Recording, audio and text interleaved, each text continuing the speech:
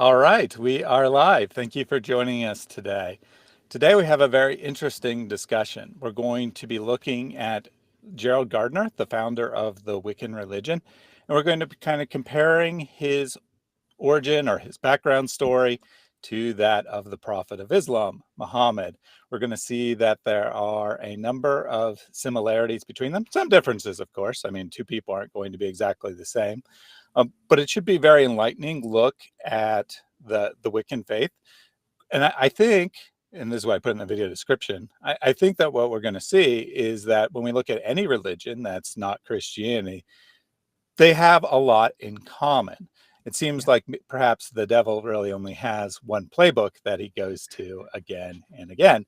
And well, I mean, who could blame him really, with Islam being so successful that he would try the same thing again and again in different areas where Islam is not prevalent.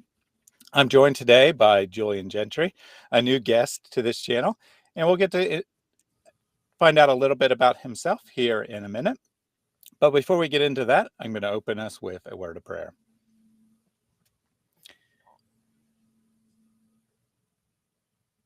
Dear Heavenly Father, we thank you for this time together. We thank you for the technology that allows us to connect with people all around the world, and we pray that the technology work well today. We ask that this stream reach people who need to hear it, and that everyone watching, whether they are Christian, Wiccan, Muslim, whatever, that they approach the material with an open mind, that they look at what we have to say, and they not simply take what we have to say for granted, or that they simply reject what we have to say, but that they think about it, they look into it, they verify things for themselves, and that they pursue the truth.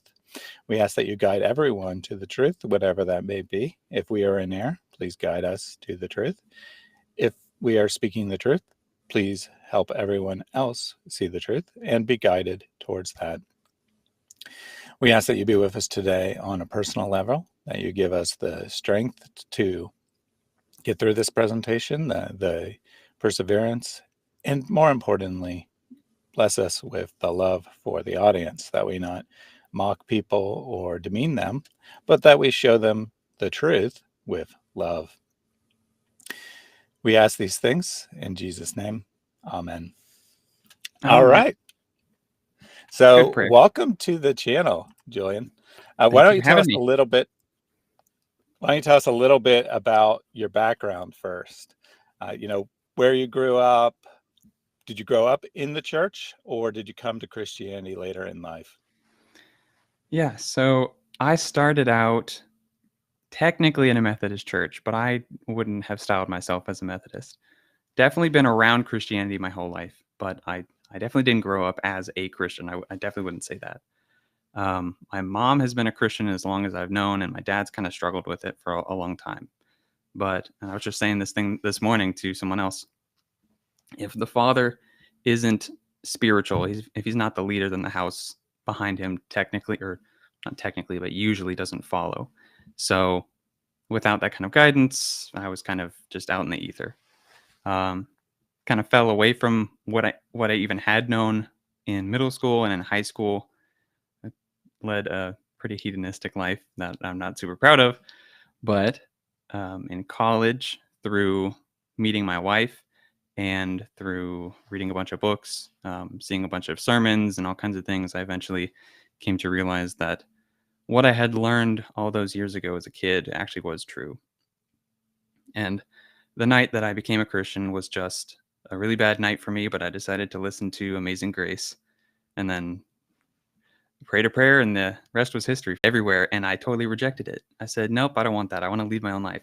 One funny thing is, my dad recommended that I read Mere Christianity because he just liked the book. I don't know if he really took it to heart, but he at least liked it. And I remember thinking to myself, I don't want to read that book because I think it'll make me a Christian.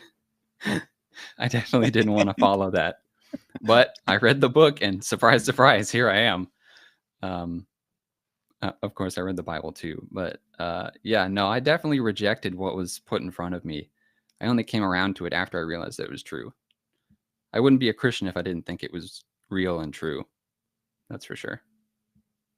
Yeah, my story is similar, that I grew up in a church environment per se, but looking back, I definitely wouldn't call myself a Christian. It wasn't only Mhm. until I had that moment where I accepted Jesus as my personal savior, and that kind of Right. changed everything.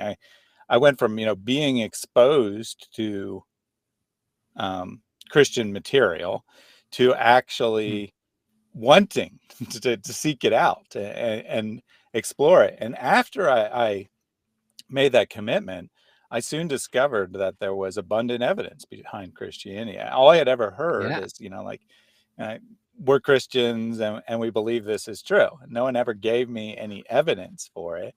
Uh, and so I got very interested in apologetics, and I Hmm.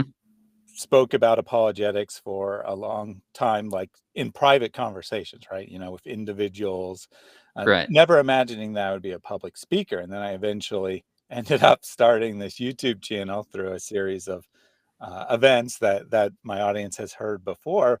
But why did you end up starting a YouTube channel? It was kind of much the same. I was really interested in apologetics because whenever someone was asked, "Why do you believe in Christianity?" and they said, "Because I have faith," or something like that, I didn't think that was good enough. I know that faith was important, but faith in something doesn't make it true. I could have faith that I'm going to survive when I jump off of a building, but that's just not going to happen. Um, yeah, so I was really interested in learning why it was true. I read a lot of books, watched a lot of sermons, a lot of videos on YouTube, and I was also really big into YouTube in all throughout high school. I watched it all the time. Um, so it just kind of merged together. I didn't really take the, I suppose, pastoral track. I was really interested in apologetics from the start, and starting my YouTube channel was something that I didn't necessarily feel fully prepared for, but I knew that if I kept waiting for something like that to be fully prepared, then it was just never going to happen. I just needed to go and do it. So I started Veterans Day 2021. And I kind of wanted to make a podcast actually. So I knew that Joe Rogan's podcast had started with really humble beginnings, just him and a friend sitting in a room. I didn't really have any friends that wanted to sit with me in a room. So it was just me talking about stuff and blabbing. And those videos are still on my channel. But I just like talked for an hour, half an hour, whatever it was. And then I realized that nobody wants to hear me talk. Nobody wants to just watch me sit in a room and talk about things. So I switched to doing shorter form videos on specific topics, just things that I'm really interested in. It's kind of a eclectic mix of things. Yeah, right there at the end, you kind of get into what you do on your channel a little bit, which was my next question. For those who are watching this, that they're going to be primarily Christians, a few Muslims, what would you say would be, what of your content would appeal the most to them? What should they be on the lookout? If they want to give your channel a try, in other words, what videos should they take a look at? Well, this live stream is probably pretty cultural. What we're going to talk about is pretty cultural things, not necessarily philosophical things. Um, and a lot of what I do is cultural. So I talk about how Christianity works in the world, um, different cultural events that have something to do with Christianity, and other things that are born out of Christianity but kind of turn away from it, like, Wicca, for example. I haven't actually made a video myself on Wicca, but maybe I will in the future after this. The big thing that I'm working on right now is talking about critical race theory and related ideologies, but that video is still in the works. I haven't made that yet, but I'm just really interested in talking about things that really matter to people right now and tying them back to Christianity and showing the differences, the similarities between them, and why I believe Christianity to be true. So even though I like the classical apologetics and philosophy, and I'll do those things occasionally, I think most of it is cultural. Excellent, and which is, highly relevant. The Oh yeah, arguments today against Christianity don't tend to be the classic intellectual arguments that classic apologetics raise. They tend to be these more subjective, moral type arguments against right. Christianity. It's no longer you shouldn't be a Christian because Christianity's false. It's you shouldn't be a Christian because Christianity is evil, or Christianity Hmm. is a problem for society. We would have a better society without religion. That kind of thing tends to be where most people are coming from today. So I think that's highly relevant area to be talking about. So we're going to be talking today about the Wiccan faith. This is a very international audience. Hmm. Those in the United States probably at least have some conception of what we're talking about. Perhaps in the UK, people might have a good idea, but much of the world probably doesn't really have any exposure to what we're going to be talking about today. So can you start maybe with a little background about what the Wiccan faith is about? Sure.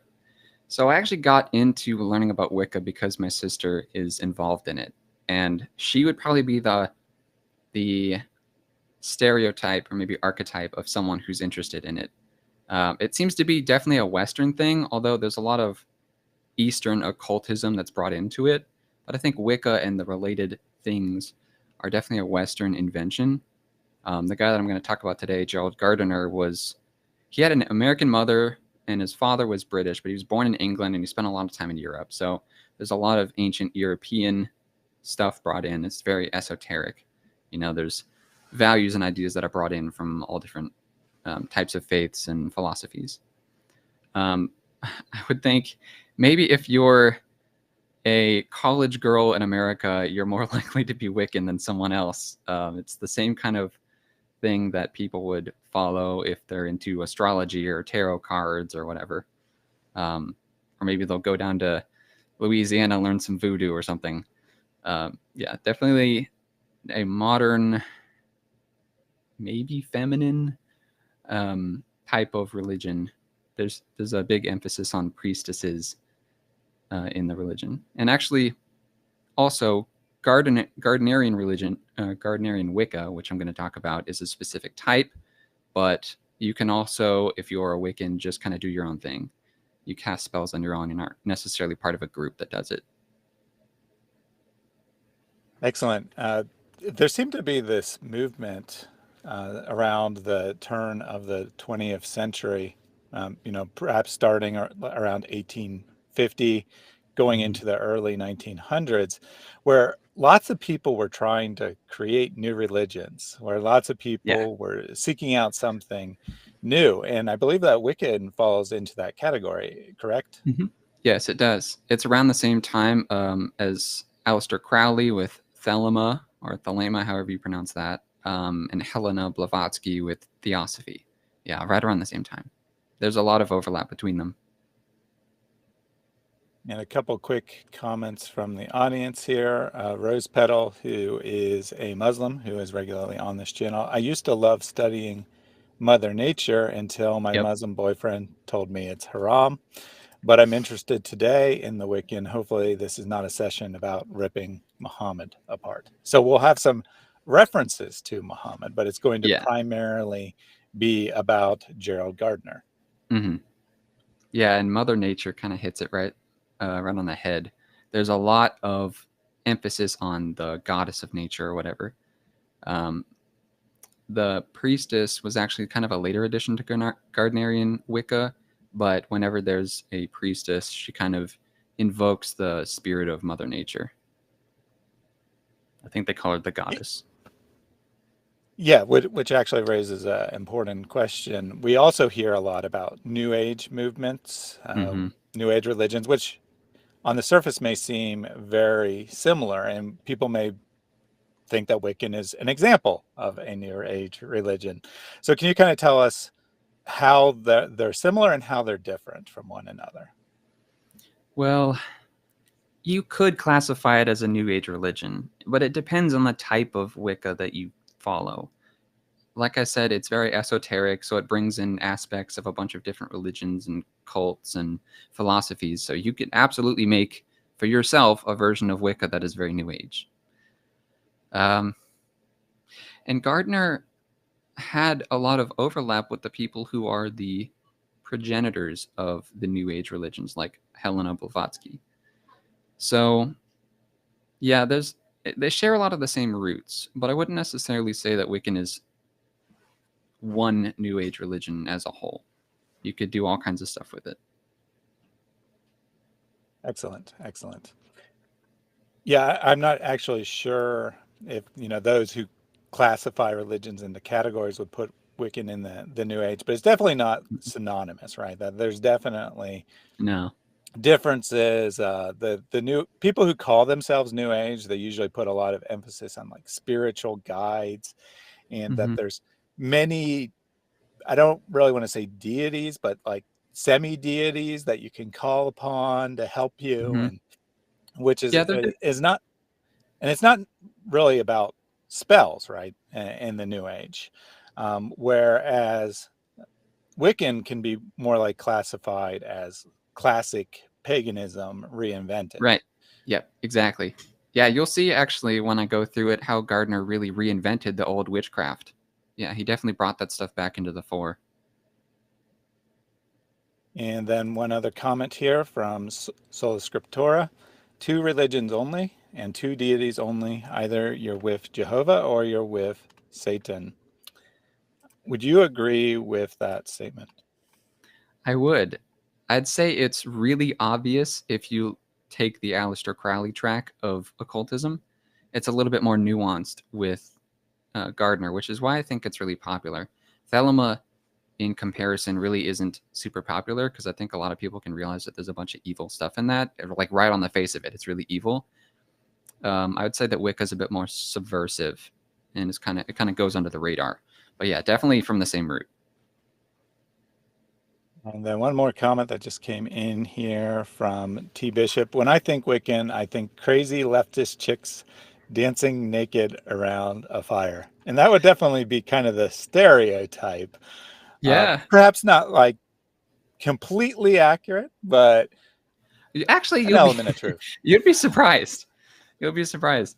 Gardner himself was a nudist, and if I'll read a little bit of his Book of Shadows, but you can actually find the whole text online. And there's a lot about being what they call sky-clad, which is, I guess, clothed in the sky, which means you don't have any actual clothes on. So yeah, there's a lot of nudity in there. All right. Maybe not dancing around a fire, maybe dancing around something else. I don't know, but yeah. So with that introduction out of the way, you want to dive into telling us about Gerald Gardner and the founding of Wicca? Sure. I have to start with a bit of a background before Gardner, though. I'll get into his biography in a second, but it started a long time before him. So you were right in saying that a lot of it started in the maybe after 1850 into the turn of the century, but the history of it goes, well, you could say that it goes way back past the first century, if you like. There's all kinds of occult stuff near and around the time of ancient Israel.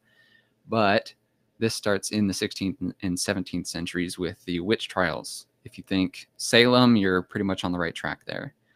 So there was a big moral panic in Europe and America, lots of things going wrong, and they needed a scapegoat. So there was crop failures, war, disease, all kinds of things. And men and women, it wasn't just women, men and women were blamed for witchcraft. You know, maybe they cast some kind of curse upon a field and that's why the crops didn't grow. There was a lot of superstitiousness in that time, and they just thought, well, maybe it's these people. It makes it really clear. We can get rid of those people, and maybe our crops will grow again, or maybe we won't have this disease again. So, yeah, definitely, I'd say it was kind of born out of desperation, and it didn't seem like the people who were confessing to be witches were actually witches. They were confessing because they were under duress. They were accused of worshiping the devil, so there's your tie to Satan, practicing cannibalism, and generally being malevolent. It wasn't, hey, you made these curses or you made these spells and that actually helped someone else. They were always being blamed for doing evil things. And it seems likely that the trials were forged. I don't know about the evidence for this, but I've heard that a lot of the Salem witch trials were influenced by what ended up being psychedelics in the drinking water. So that would definitely fuel a lot of very scrupulous and superstitious people to go and have a crusade against the witches or something. So that's where the persecution of witches, I'll say witches like this because who knows if they were actually witches. It seems like they were just confessing because they were under duress. So that's where it started in the 16th and 17th centuries. But it wasn't like a giant movement. There was a bunch of hysteria around it, but it wasn't anything organized. And then this was actually before 1850, but we jump a bit ahead to around 1828. That's what my note says. So there was a guy named Karl Ernst Jarcke. I'm definitely going to pronounce that wrong. I don't know where that's from. Jarcke. Good luck with that. He had like an alternative explanation for those witch trials. And it wasn't that these people were under duress and they were falsely accused of being witches, but that they were actually witches and that there was a pre-Christian pagan witch cult that had been suppressed for a long period of time. And that 16th and 17th century persecution was an example of them being suppressed specifically by the Christian church. Like it was forced to go underground, and then it resurfaced at the time of the witch trials, which is why we have all those records of witches being persecuted. So it wasn't really taken seriously as an explanation for it by Jarcke's contemporaries, but then it was picked up later, right around the turn of the century and into the 1920s and 30s. So there's a woman named Margaret Murray, or Murray. She was an Egyptologist. As a side note, there seems to be a correlation between being an Egyptologist and being a cult. And I don't know, I don't really know why. There's a guy, I'm going to do some video on him in the future. His name is, can't remember, Billy something, but his channel is called Forbidden Knowledge, like forbidden knowledge. And it's all about all of this knowledge that was lost from Egypt, and the Christians have been hiding it for all this time. And now we have the true history, or the true knowledge, or the true way to God, or whatever. So he's an Egyptologist. So I don't know. There seems to be some kind of correlation between Egyptology and occultism. Surprise, surprise. But anyway, she wrote The Witch Cult in Western Europe in 1921 and The God of the Witches in 1933. And she kind of had an intellectual approach to witchcraft. And she brought in a lot of naturalistic things. So I don't know if this would be the origin of the Mother Nature kind of thing in paganism, but it was definitely influenced by her a lot. So she brought in a lot of practices of pagan nature worship, which were a lot older than the witch trials that had been happening in previous centuries. I see that comment. I wasn't into Wicca, if you're asking about me. Currently, my sister's into Wicca, which is why I'm interested in it. So there you go. Yeah, so let's see. Oh, if you've ever heard about paganism including a horned god named Janus or Janus, this seems to be the inclusion of that from Margaret Murray. She brought that in as well with the naturalistic pagan nature worship kind of things. And, she wasn't really even taken that seriously. Surprise, surprise. In her day, this was in the 1920s, 1930s. There was a lot of similar things going on. And, I don't think any of them were really taken all that seriously, whether you're talking about Aleister Crowley or Helena Blavatsky. They weren't taken seriously until a lot later. This would definitely be one of those that wasn't really taken seriously at the time. But she claimed that magic was good magic. The magic of these witch cults from time immemorial was good magic, not malevolent magic, and that they were falsely accused of malevolent or maybe black magic back in the 16th and 17th centuries.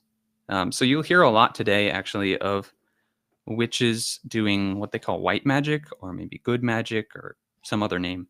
They say that magic is just one of those things that God gives us, and we can use it in a good or bad way. So I choose to use it in a good way and do white magic.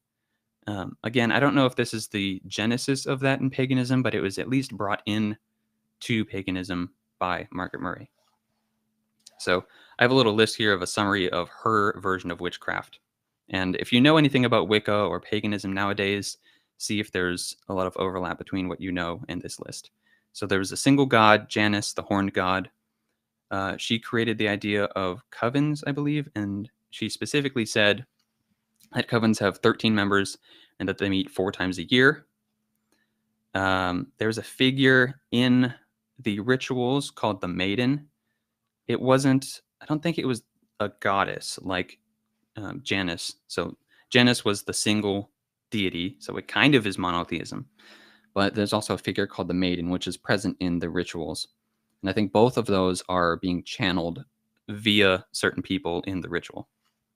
It was contrary to common belief, it's actually a patriarchal religion. So that guy that said that he thinks of a bunch of leftist chicks dancing around a fire naked, you're technically right, because that's what a lot of people think nowadays, but it's actually a patriarchal religion, which I assume a leftist chick would not really like very much. The single god Janus was to be channeled through a male priest. The idea of priestesses wasn't brought in until a lot later, actually towards the end of Gerald Gardner's life. And I think that was in the 50s. So this is 1920s, 1930s. It was definitely very patriarchal. Like I said earlier, it was also naturalistic. So lots of nature worship brought in, love of trees. I wonder if there's a lot of Wiccan paganism at Woodstock and in the 60s with all the tree hugging hippies. Maybe that's where they got that from. And then there was an emphasis on sexuality in the practices. So if you're thinking of a bunch of people dancing naked around a fire, then maybe that's where you get that from. From what I could tell, it seemed to be that the pleasures of life, specifically sexual pleasure, was a way to kind of unlock the mind to a higher reality. That's at least what it seemed based on the research that I did. And then again, I have here that she claimed it was benevolent magic. It was meant for good. It was meant for bringing people together and for reaching a higher reality, a higher knowledge, figuring out who God is, that kind of thing. Which, though seemingly well-intentioned, I think is definitely wrong. Okay. Excellent. Yeah, thank you for that background. To summarize, we have an environment where there probably aren't many, if any, people practicing what we would call witchcraft. There was, however, paranoia about people practicing Yes. witchcraft, and there was a lot of attempts in the church, but really as from governments, right? It's not really coming from the church per se, although since everyone is a Christian, it was coming from Christians. Right. That to seek these out and get rid of these people because bad things were happening and they wanted an explanation for it. And then as that background is starting to fade, people are starting to not necessarily move away from Christianity yet, but they're at least more open to something new, right? They're more open to something new, and all these movements are starting to pop up where people are claiming to be the new prophet, or they're claiming to start a new religion, and most of these fade out pretty quickly. But it's in that kind of environment that Wicca is born. Is that correct? Yeah, I would say so. Wicca, at least in the Gardnerian form, was born around that time, yeah. Excellent. So if you want to now tell us a little bit about Gardner and his background. Sure, but before that, I have one more piece of the history before him. Sure thing. So, like I said, the same with Yark. Margaret Murray wasn't really taken very seriously, except by the people who were directly around her, of course. I don't know if she had a cult around her. You could talk all day about the definition of a cult, and we could have a whole nother stream on that kind of thing. So I don't know if it was a cult, but at least the people around her that were associated with her seemed to believe in the same kind of thing that she believed in. But she wasn't taken seriously by the general public, and specifically historians and folklorists. Those are the people who know the most about the history and folklore, obviously, by their names. That was redundant. But they didn't take her very seriously as an Egyptologist, and they didn't take her work very seriously. So her work wasn't accepted, and her naturalistic hypothesis of the witch cult was not taken very seriously. Or actually, it was just outright denied by historians. It seemed that in her view of the witch trials, because she had done an analysis of the witch trials to figure out why they had happened, she was really selective of the information that she was taking from those to kind of support her worldview. So she'd cut out the bad things and take the things that were supportive of her naturalistic white magic kind of hypothesis. But even Before you still, move on, yeah, sure. yeah, this comment from Love is My Religion. The misguided Christian did practice witchcraft by murdering 50,000 witches or so. Please correct me if I am wrong. Well, first of all, you're wrong. Your figure is way off. It's probably like a few hundred people who were ever put to death for practicing or allegedly practicing witchcraft. Second, I don't see how that would be practicing witchcraft. When someone, whatever you think about the death penalty for murder, when you put someone to death for murdering someone, that doesn't mean you're committing murder. If you put someone to death for raping someone, that doesn't mean you're committing rape. So I'm not quite following the logic here. By misguided Christian, does that mean the 16th and 17th century witch trials, like in Salem, for example? I'm guessing that's what that means. I would assume so, yes. Yeah, practicing witchcraft. I'll get a bit into it later, but I think by the general definitions, you'd have an emphasis on rituals and spells and communing with a higher god.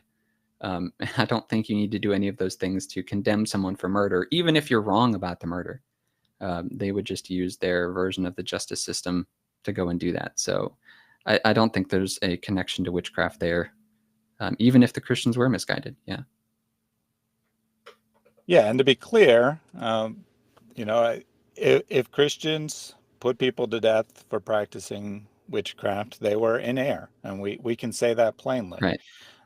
We don't need to say that Christianity is false because some Christians did something wrong. We, as Christians, we believe that all people are sinners and we make mistakes. And there was a time period where Christians were actively seeking out to find witches and put them to death in some cases.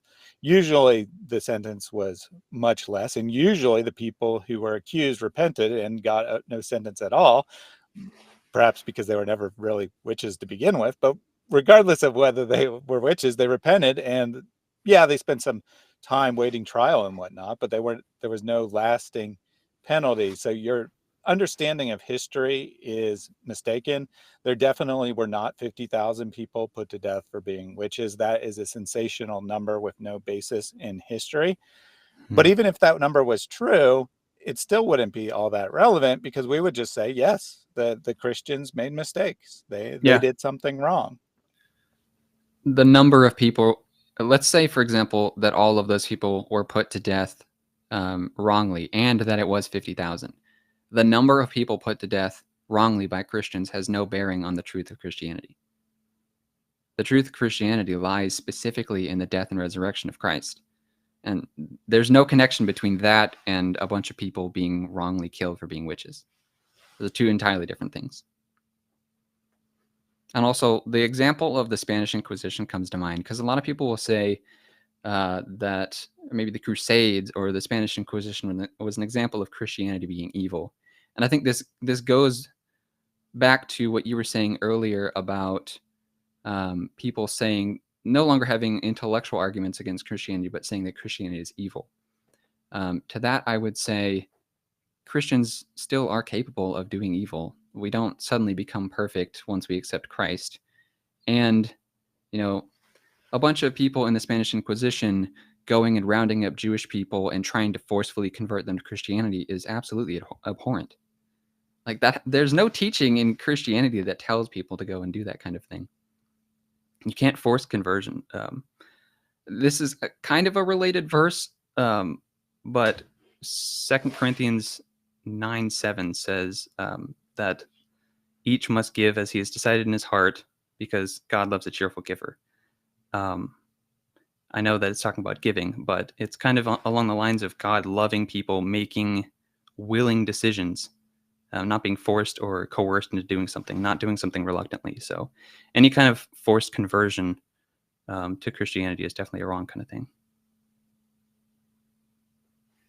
So, sorry, this is off topic, but I need to address this. So, Mahmoud Anaz Khan, here we go again with Christians persecuting Muslims. I got timed out for no reason.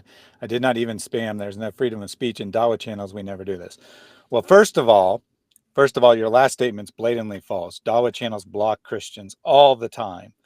They don't even time them out. They just block them on the first time they try to criticize Islam. Second of all, you were timed out for being off topic. The topic today is not your delusions about Christians persecuting you. The topic today is Wicca. If you want to have a conversation with me, I will put my email in the chat. You can email me and we can discuss whatever topic you want. But today's stream is not about you and it's not about Islam. So get on topic or come back a different day when you're on topic. But I don't tolerate people spamming. And yes, it is spamming when you keep sending the same thing over and over again about how you're persecuted. And you just did the same thing again, Mr. I'm not spamming. Just put out yet another message about how he's supposedly persecuted because someone timed him out. Mahmoud, that is not persecution. You know what persecution is? When Muslims go into Christian lands and force them to convert to Islam or pay the jizya. And guess what? That's a mercy compared to what you do to non-Christians and non-Jews, people who are not people of the book. When Muslims invaded India, the only choices the Hindus had was conversion or death. And Muslim sources talk proudly about how they massacred so many Hindus that they were walking over their dead bodies to get into their temples to desecrate their temples. So if you want to talk about persecution, we can talk about the history of Islam, but someone timing you out in my channel for being off topic is not persecution. That'll be the last off topic thing we talk about today. Ali Dawa comes to mind, and we're proud of that. Exactly. So getting back to the subject at hand. Yeah, sure. So I think that you've... Go ahead. Well, do you have a question real quick? I was just going to say, I think that you've pretty much laid out the background, unless there's anything else you want to... Oh, there's just one small detail, one more small thing, yeah. Sure. So I was talking about Margaret Murray. She had selectively chosen information from the witch trials to support her view. However, and a lot of people said, a lot of historians and folklorists said, no, that's not right. However, for whatever reason, she was chosen to write the chapter on witchcraft in the Encyclopedia Britannica, which was ubiquitous. Like this, it was, we might not use it nowadays, but the Encyclopedia Britannica was very authoritative back in the day. And for whatever reason, she was the person chosen to write the section on witchcraft. And instead of writing a historical account about it, she just did the same thing that she did before and write about her experiences and why she believed why she believed witchcraft to be true. So there was just proselytizing for witchcraft in Encyclopedia Britannica, which was spread around. So a lot of people got a taste of witchcraft just through that. That made it so that witchcraft, at least as she determined it, was the foremost version of witchcraft. The definition that she used, I suppose, was the foremost definition. And that definitely influenced people like Gerald Gardner, who now we'll get to. He was actually a folklorist and he took her seriously. So he was one of the people, it wasn't one of the people who condemned her practices, he believed that she was correct. Oh, and one last little detail. That version of the Encyclopedia Britannica was written in 1929, and it was published for 40 years after that. 40 years of witchcraft being promoted by Encyclopedia Britannica, as Margaret Murray has determined what it means. Wow. Kind of crazy. Yeah, that's a long time. That's almost, 2 generations worth of people being subjected to witchcraft. All right, so... Indeed. So, yeah, with that background in mind, now we come to Gerald Gardner. Yep. So I'll give the history of Gardnerian Wicca in a second, but first, just a little biography on him. So he was born in 1884 in England, in Lancashire, England. I never get those pronunciations right. It looks like Lancashire, but it's like Lancashire. I don't know. England's kind of weird. He was born to a wealthy family. Like I said earlier, his mother was American and his father was British. They had a hardwood business and very wealthy. But Gardner, that is, was afflicted by asthma. And he was afflicted by asthma all his life. I think it might have been asthma that ended up killing him. But especially as a child, he was affected by it. And he had a nurse who was taking care of him. Her name was Josephine McCombie, and he called her Com. And his own parents didn't really spend all that much time in his life. But Com became like a motherly figure to him. So she spent more time with him than his own parents did. And she suggested that they travel out of the cold England to the southern Mediterranean region to potentially cure his asthma, or at least help with it. And they said yes. So they didn't just spend a summer in the Mediterranean. They spent years and years and years there. And they traveled all around. It wasn't just the Mediterranean. He spent a lot of his early years in Madeira, which is in Portugal. Ceylon, I'm not sure that's how you pronounce it, but Ceylon, which is modern day Sri Lanka, and then Malaya, which is modern day Singapore. And Madeira was part of Portugal, which is very Christian, very Catholic. And then Sri Lanka and Singapore are very Buddhist. So you can already see that there's an esoteric mix of things coming into Gerald Gardner's life. At some point in his travels, he also developed a affinity for weapons, and that doesn't really come into Wicca much more than like ceremonial knives. But yeah, that's just another thing that he started to enjoy in that time. And also, Com spent most of her time being very flirtatious and kind of using those trips as manhunts. She was looking for a suitor, and she kind of thought that Gerald Gardner was a bit of a nuisance as a child. So she kind of let him go and do his own thing. He was left to his own devices. But I was thinking that might have something to do with his proclivities, his sexual proclivities, because the only motherly figure that he had that he was traveling around with was very flirtatious and spent a lot of her time just looking for suitors. So I don't know. I don't have a ton of evidence for that, but I think that there might be some kind of connection there. So one last thing for his early life, he had stayed with some family friends, or I think they were extended family. And through them, he learned of rumors of his grandfather, Joseph, who was apparently a witch, and someone in his lineage who had been persecuted for witchcraft all the way back in 1610. So he was already thinking about witchcraft at that point, even before he got to be a folklorist and learn about Margaret Murray. This was his early childhood, and apparently there was some kind of link to witchcraft in his background, but that kind of laid dormant until later in his life. He actually doesn't get into witchcraft until he's, well, I don't want to say really old, because then my parents will think that they're really, really old. But he was in his 50s, I think, when he really got into it. Yeah, born in 1884. He got into it in 1936. So in 1936, he returned to England from his travels. And surprise, surprise, the climate made him sick. It seemed that spending all that time in the southern climates actually did help his asthma. But he was back in England. He wasn't living with Calm anymore, and he was an older man by this point. Actually, let's see. He was in his 50s. He's early 50s at this point. Yeah. So definitely on his own by that point. And there's a lot that I'm skipping over there. A lot that's not really relevant to Wicca. Just different experiences that he had. Lots of people he met. Yeah. But that's not really relevant to Wicca. So he had a good life at that point,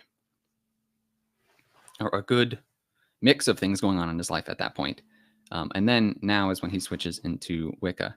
So he was very sick, and he went to his doctor, and his doctor suggested for his asthma, to cure it, that he might be a nudist. I don't know, man. How does that work? Maybe that's some kind of lost art. Is that part of the Hippocratic Oath? You have to make sure that people get nude at some point, maybe? I don't know. But yeah, that was the supposed cure for his asthma. So he tentatively ventured into that, but then he learned to like it over time. And he met a bunch of people at nudist colonies that ended up being very influential in his life. And he was very influential in their lives, and a lot of writings came out of that. After he retired, also in 1936, he traveled to Cyprus, which is still known as Cyprus nowadays. It's not some other name. He went to Cyprus and wrote a book called A Goddess Arrives, which is a fiction story, but it's kind of a self-insert. So if you've seen there's a lot of modern movies and TV where the main character will be a self-insert of the writer. The new Velma show comes to mind by Mindy Kaling. Like, the main character looks like Mindy Kaling. So in A Goddess Arrives, the character, while not necessarily looking like Gardner, it was kind of a self-insert of himself into the story.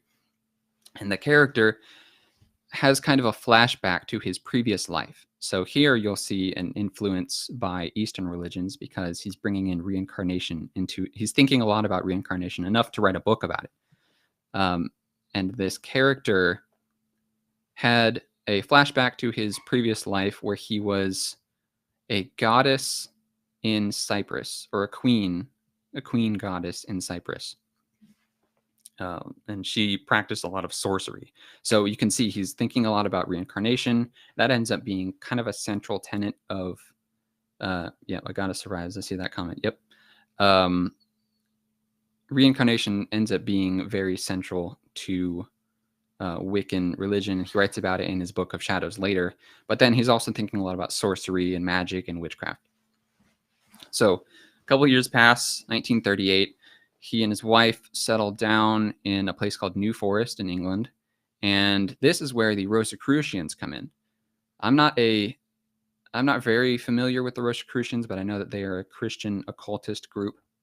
And I don't know if I said it earlier, but a lot of the overlap between Wicca and Islam has to do with a misunderstanding of Christianity. So I would say there's a lot of misunderstanding of Christianity in Rosicrucianism, and he was steeped in Rosicrucianism. He joined a group of Rosicrucians in 1938. So definitely a lot of misunderstandings about Christianity there. It was called the Rosicrucian Order Crotona Fellowship. And it wasn't just Rosicrucianism. All of this stuff is very esoteric. It kind of flows in and out. There's a whole bunch of overlap between all of these different ideas. So it was a Rosicrucian group, but it had theosophy, so think Helena Blavatsky, and Freemasonry. Actually, Gardner was a Freemason for a little bit of time, but he then, I don't remember if he left because he didn't pay his dues or because he didn't agree with them. I'm not really sure, but he at least was a Freemason for a little bit of time. So put on your tinfoil hats and get to making conspiracy theories there. Maybe he was part of the Illuminati or something. I don't know. But this group that he was in, he became disenchanted with them. There was a subgroup within this group that he became friends with, but with the group at large, he became kind of disenchanted with them because they had some wild claims. And these made me chuckle.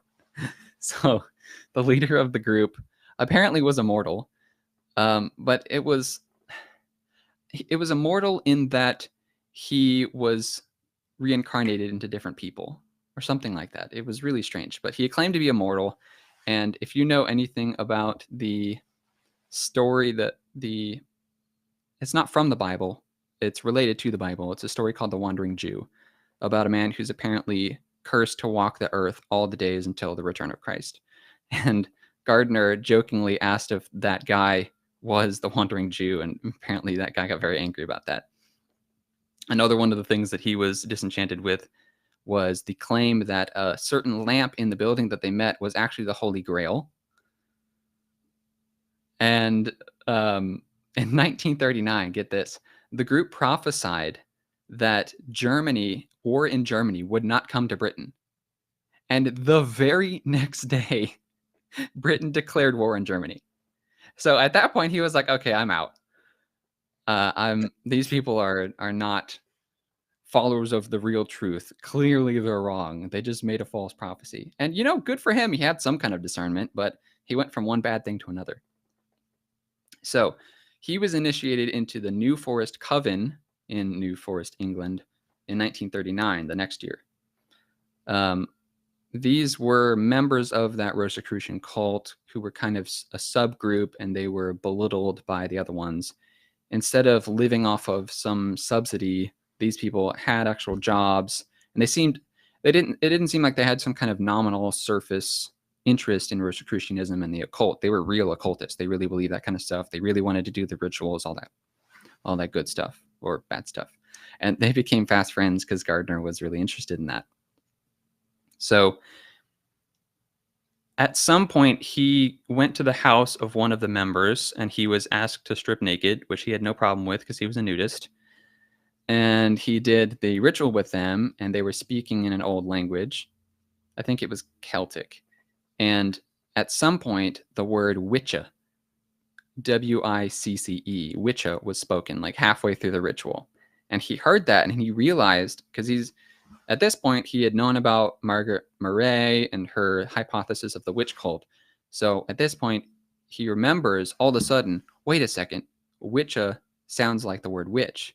And there's also witches apparently in his lineage, and he knows about the witch trials. So he thinks, no way. This is the same witch cult Margaret Murray was talking about, and it's been alive this whole time. I thought it died out, but no, here it is. So he thinks this is part of the witch cult of Margaret Murray's time. And that just takes over his whole life. At this point, he's an older man. He's retired. He doesn't have to worry about his job. He's still married. He's with his wife. He's married to his wife until her death much later. But I don't think he ever had children.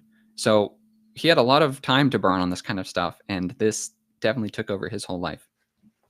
So after that, in 1945, he moved to London. Bad idea. And he bought a plot of land out there, which was a nudist colony. So his proclivity for being a nudist kept going in London.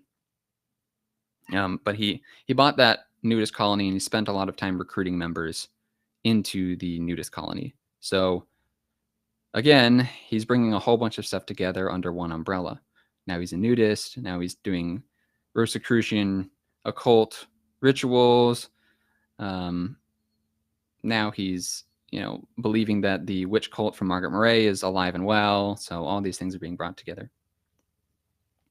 And so there was clarification from Marlene here. Am I understanding that there are already covens, even though he's credited with being the founder of Wicca? Yeah, I think the word that's doing all the work in that sentence is credited. That's right. So the idea was that there were already covens. Even Margaret Murray was talking about covens back in her day. And this really wasn't that much before Gardner. Like I said, Margaret Murray was just after the turn of the century, and Gardner's doing this in the 30s. So he's really right after her. But yeah, there's definitely proof that there were covens before his time. He's credited with being the founder of Wicca, which you could call a different thing than witchcraft. And again, it depends on your definition. This is very esoteric. There's lots of different definitions. My sister, for example, she probably wouldn't call herself a Gardnerian Wiccan. She would just say she does her own little thing. But he founded the sect of Wicca which is the most, I think it's still the most popular, at least was the most popular for a long time until people started branching out. And people actually started branching out because he encouraged them to do so. Later, I'll talk about his Book of Shadows. The Book of Shadows is like their version of the Bible, and he told people to keep their own notes and to do their own rituals and spells. The Book of Shadows was just the ones that worked for him. So he encouraged people to kind of branch off and do their own thing. But he was like the main conduit for all this stuff. So yeah, that's where that comes from. I think, yeah, I think her understanding is correct. Mm-hmm. So let's see, 1945. Yeah, he moved to, no, he was already in London. He bought that nudist colony, and he founded the Bricketwood Coven. That was in conjunction with the nudist colony. So he was recruiting members to be part of the nudist colony and part of the Bricketwood Coven. He found at a local museum, there was this 16th century cottage that was apparently previously inhabited by witches. And now I can't remember if it was witches that were actually tried in the witch trials, but it was somehow related to witches. And he was really interested in that cottage, not college. And he traded something big for it. I think he traded a piece of land for it. But he went and bought the cottage from the museum, had it disassembled, moved to the Bricketwood estate, and then reassembled there. And I think it's still there. That's where they did a bunch of their rituals. I was looking on the Wikipedia about it, and I think there's a picture in there from 2007. So at least as late as 2007, it's still there, as far as I know. So that was back in 1945. He was obviously too old to be drafted into World War II, but he was very interested in the war and repelling Germany. He was definitely a very nationalist person, I would say. He had a lot of love for Britain, and I don't really cover it all that much in this history, but I'll say really quickly, he and his contemporaries did a ritual to repel Germany from the shores of Britain.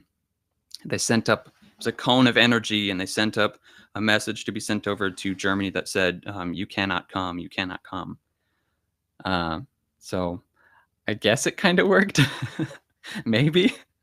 But at least they did that during the war. And he was also very involved in being an air raid warden and all kinds of other things related to the war. He was, like I said, he was interested in weapons when he was younger. So he was very interested in war and that kind of stuff. But he just didn't fight in the war. He was doing all this stuff on the home turf. So 1946, this is an interesting part of the history. I don't really know how this fits in with the rest of the stuff that he was doing. He was ordained as a priest in what was called the Ancient British Church, which isn't something that a lot of people would be familiar with.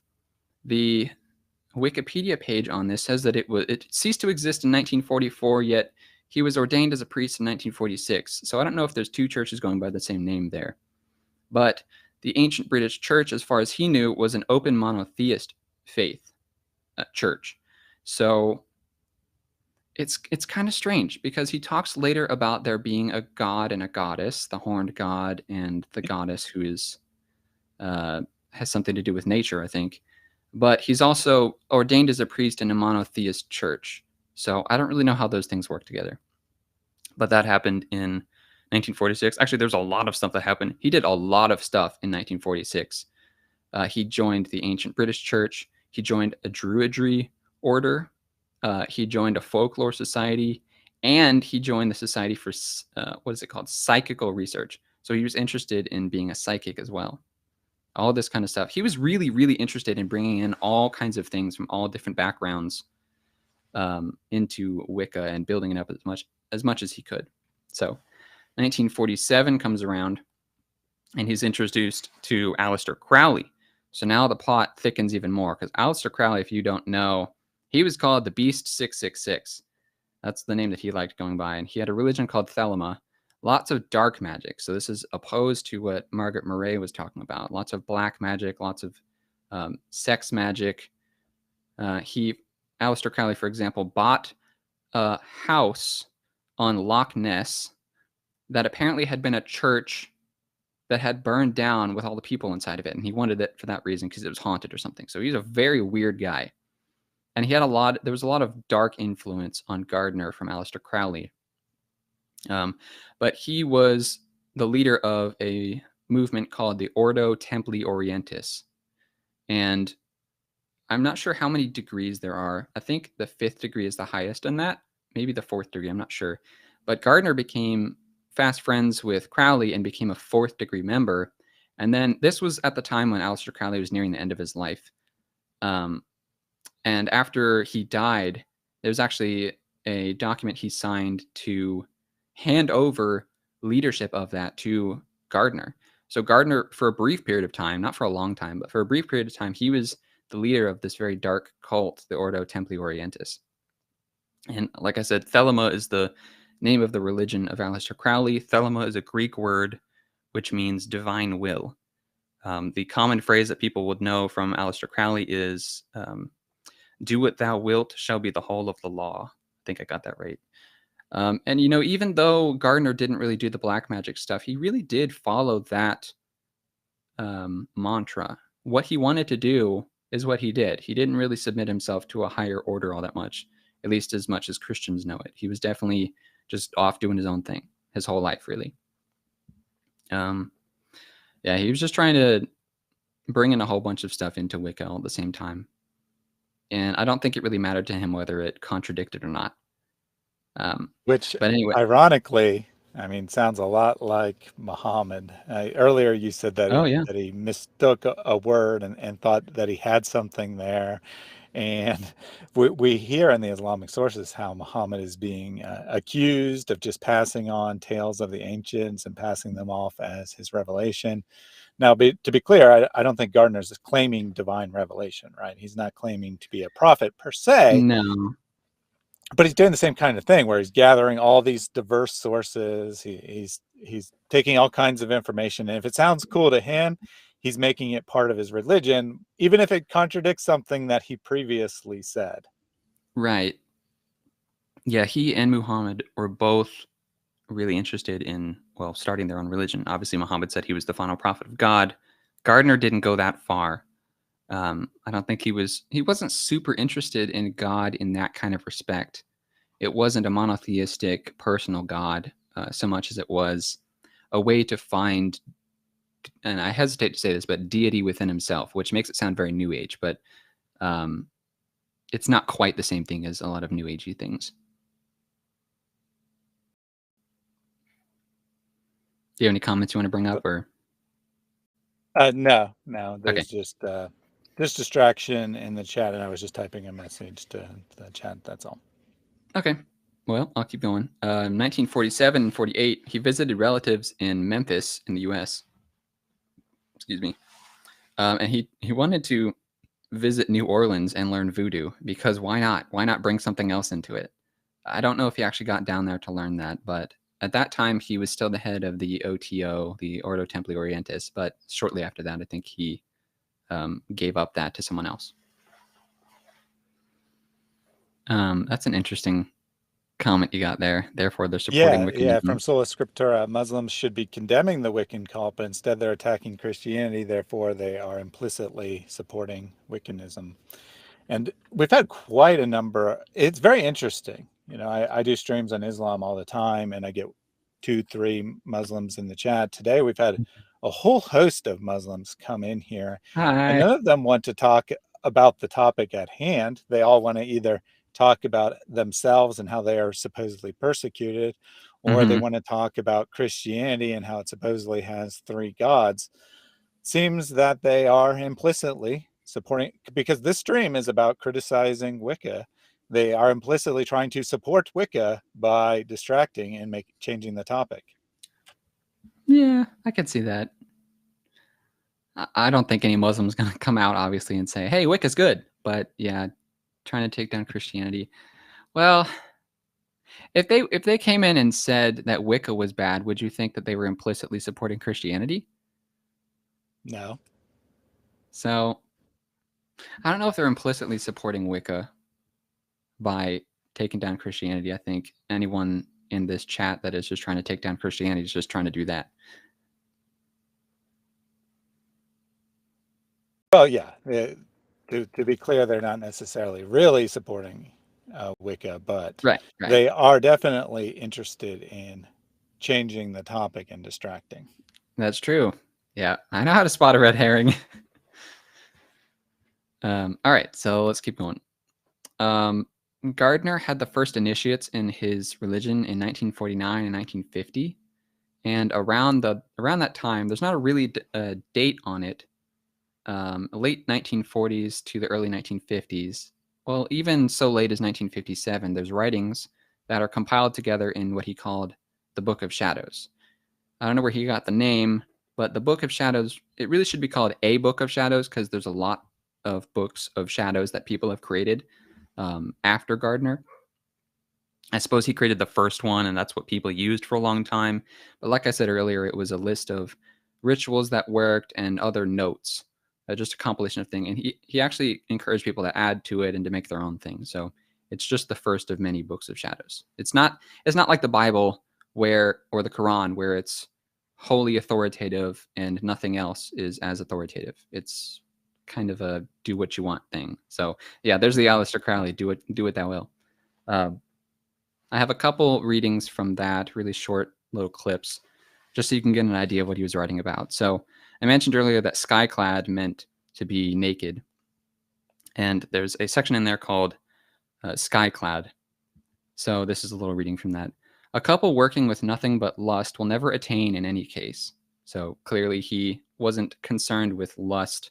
He wanted to be a nudist, but it wasn't so much about lust. But a couple who love each other dearly should already be sleeping together. So take that with a grain of salt. And the first frenzy of love will have passed, and their souls will already be in sympathy.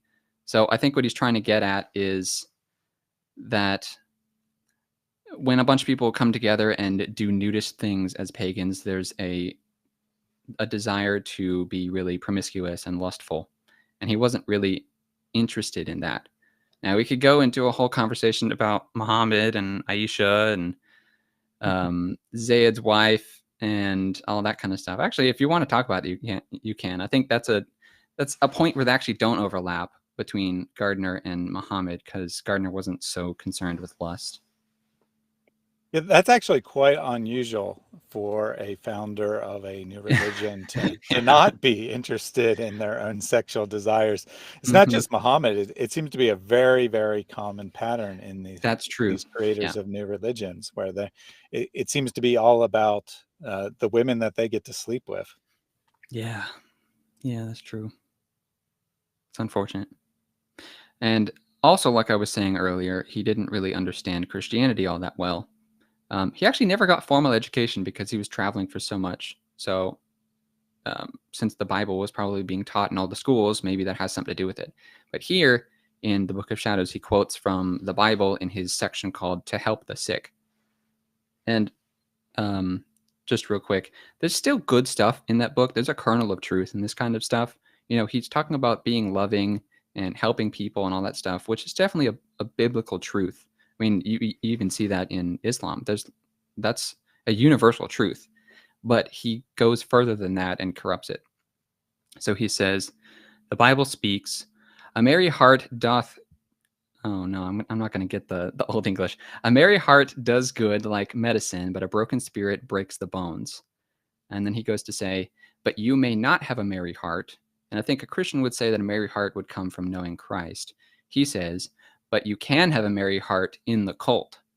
And he actually uses the word cult. There be secret processes by which your will and imagination may be influenced. So it seems very actually Gnostic. If you know enough, you'll be able to know God and you'll have a merry heart through that. So yeah, you can see that kind of influence in there as well. And then there's another Yeah, section called, or you go ahead.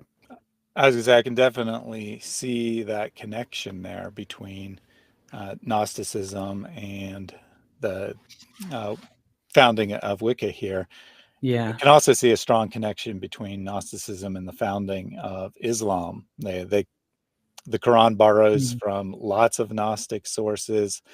The Sufi sect of Islam is all about this kind of hidden knowledge. There's supposedly 4 levels of knowledge, and the regular people are down at the bottom, and only the Sufi saints are up at the top, where they actually know the truth of the matter.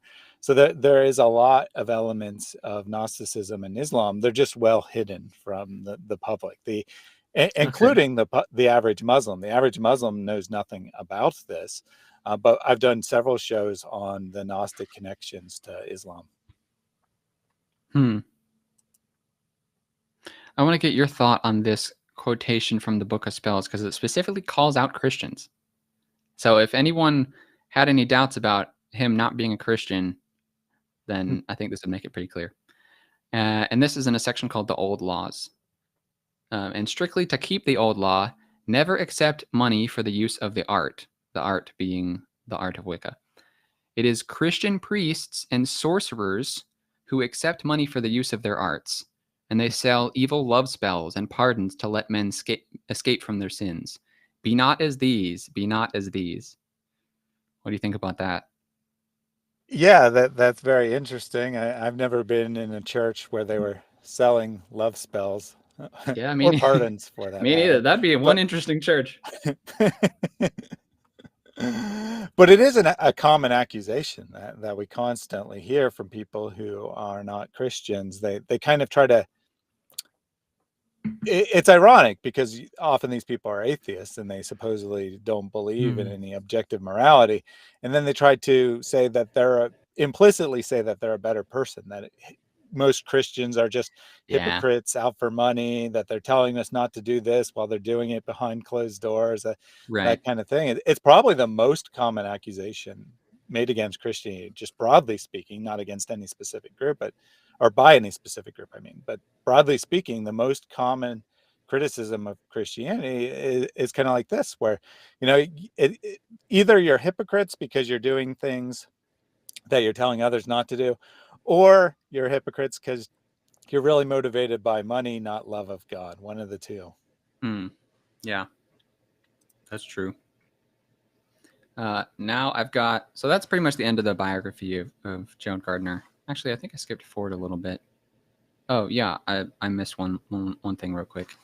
He compiled the Book of Shadows in the late 1940s, like I said, but then he published a book called Witchcraft Today in 1954, which is supposed to be kind of a summation of the contemporary witchcraft practices of the day. And that became a very popular book. That really helped the religion spread a lot. Yeah, that involved being sky-clad, like I said earlier. That was a big part of it. And you'll see that a lot of people talk about that nowadays. He died in 1963. He was coming back from Lebanon.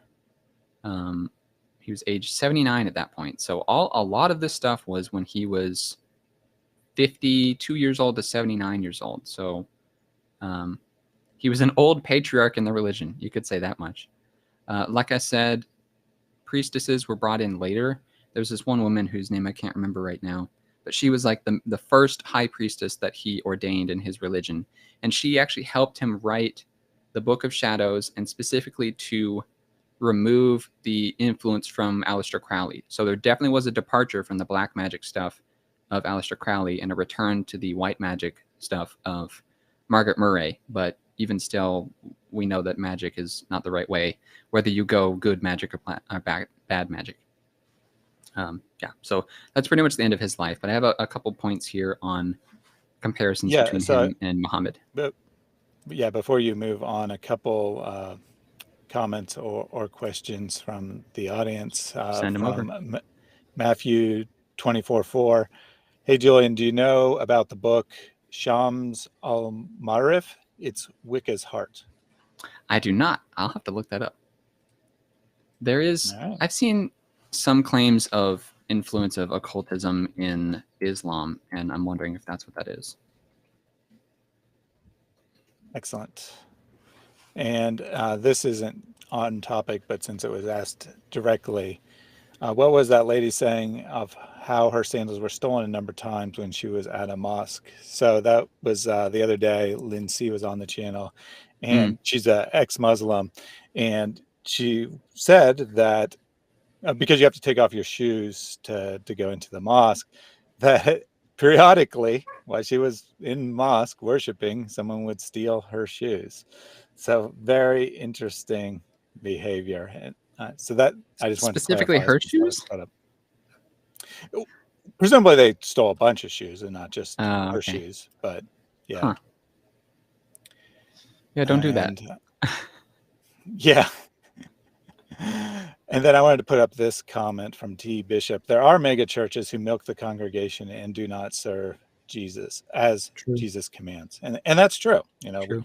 And as Christians, we have no qualms with calling out people who are falsely preaching the gospel. Indeed, this is exactly what Jesus said that would happen, that many would come in his name and be false teachers, and that our responsibility is to call people out who are false teacher and prevent them from leading others into error. Yeah, you could also see an overlap between the stuff that we were just talking about and the modern churches, in that there's kind of a Gnostic element to both of them. So the modern megachurches, I'm not going to make a blanket statement. Obviously, it's not every megachurch necessarily, but there's definitely examples of this where they'll say, you might have thought that you had the right way to Christianity, and not in these exact words. They're a lot more eloquent than I will be. But they'll say, you might have thought that you had the right way to do things in life, and that you had the right knowledge about Jesus. But we actually have the true knowledge, and we'll tell you, if you make a seed donation to our church, then blessings will flow into your life. They claim to know how to make God your servant to do whatever you want by seeding money into a church. I would definitely say run away from that, because that just screams Gnosticism. Definitely. All right. And I want to get your thoughts on this comment from Tim. Witchcraft and money tend to go hand in hand in the scripture. There's a couple passages on witchcraft that I'll have to look up again. I think that's right. I actually sent those to my sister because we were talking about that. And there's specifically ones that say, I was talking to her about casting spells, and there's specifically one, and I'm totally going to butcher this, but I think it's in Jeremiah somewhere, where God specifically says that casting spells is evil. He calls that out especially. And I think in similar passages, there's stuff about money too, but don't take my word on that. I'm not an expert on that passage, or I don't really remember what it said. Yeah, but I think I'm not. That sounds about right. Yeah, I'm not 100% certain or not about whether they're often tied together. Now, they're clearly both condemned, right? The love of money and practicing witchcraft are both clearly condemned. And there certainly are instances where people seem to be practicing witchcraft for money. I'm thinking of in particular, the narrative in Acts, where a powerful individual whose name escapes me off the top of my head, but he comes and he's like, "Can you teach me? Can you teach me to do what you're doing through the Holy Spirit? I'm ready to pay you. I'm ready to give you money to do that." I know exactly what you're talking about, and the name escapes me as well. It's not Simon, is it? Simon something? Yeah, it might be.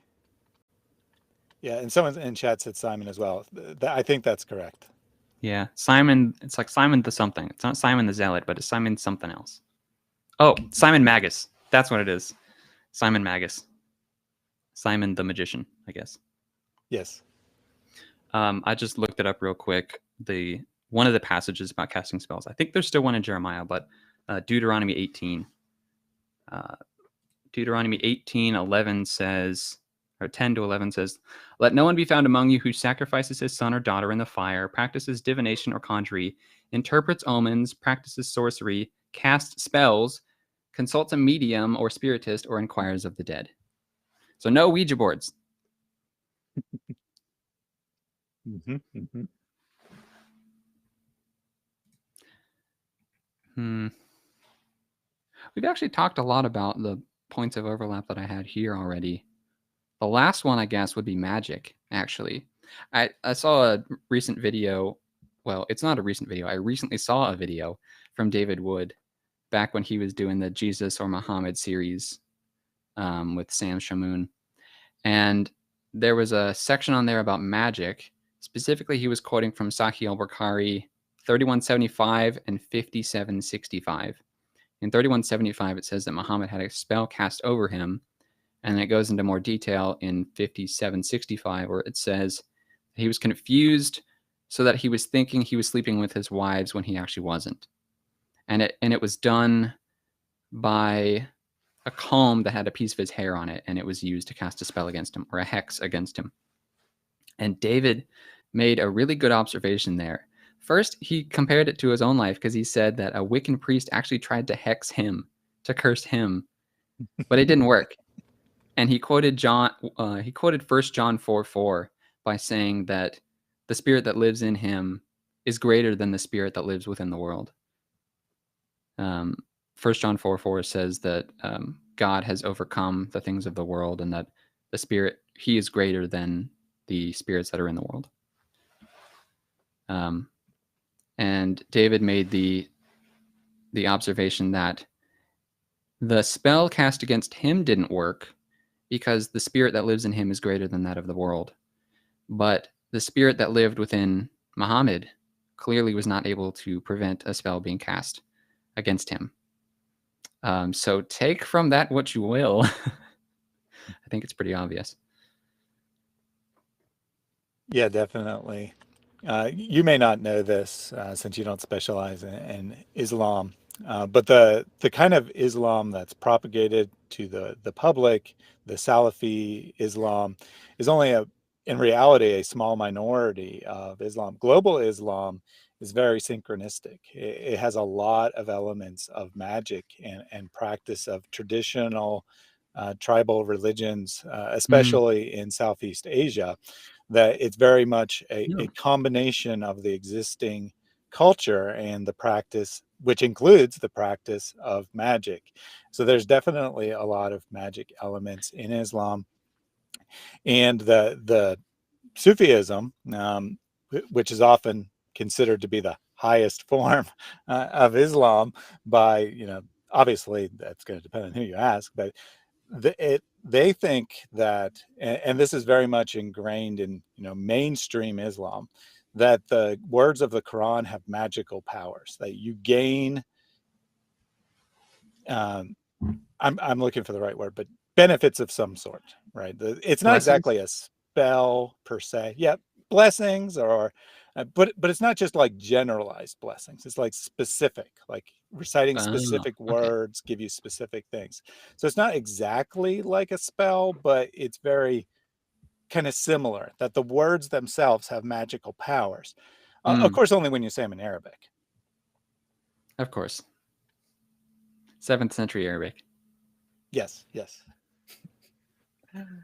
So it's definitely an element of Islam. We see, I mean, we already made this comparison, but I'm going to say it again, that we see Muhammad kind of just grabbing a little bit, or, whoever was creating Islam, whether it's one individual or multiple people, there's some historical debate there. But for the sake of argument, let's just call it that person or people, Muhammad.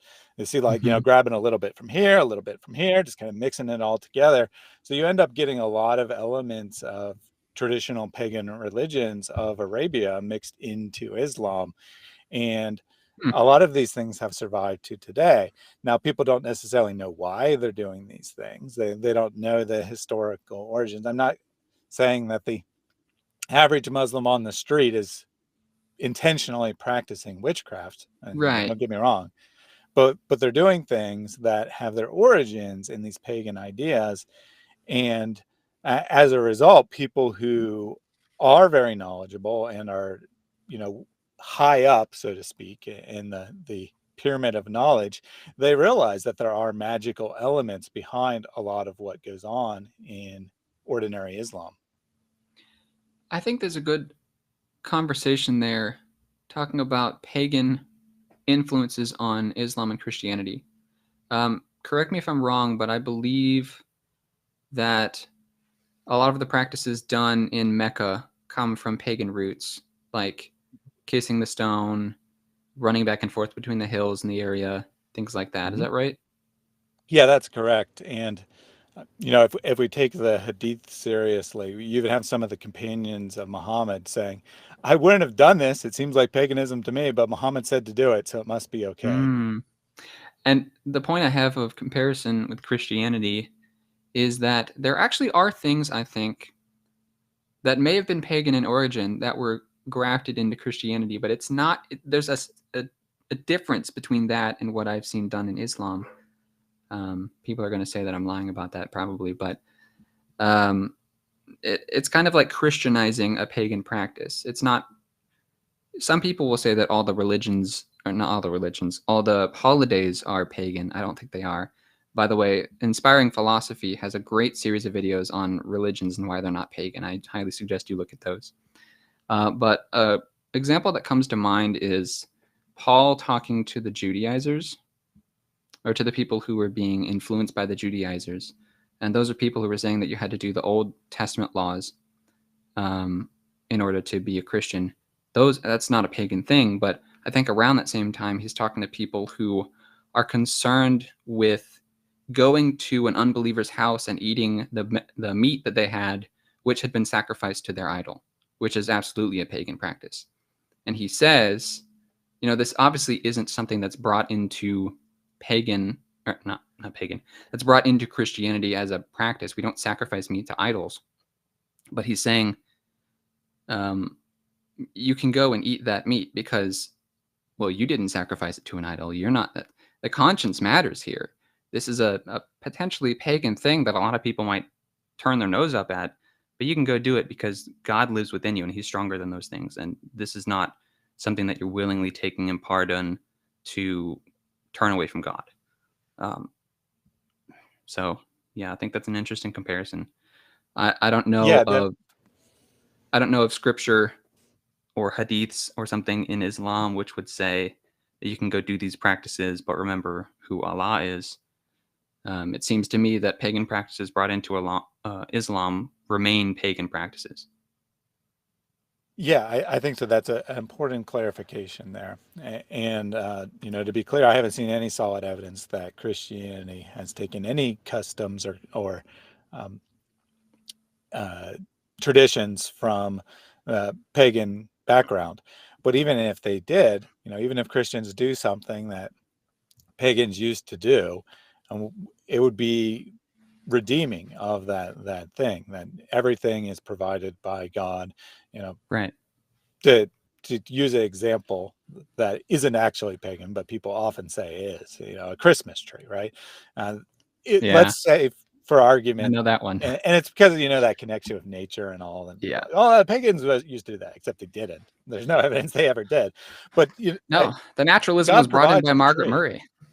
Right. the God is the creator of the tree. There's nothing about a tree that makes it pagan.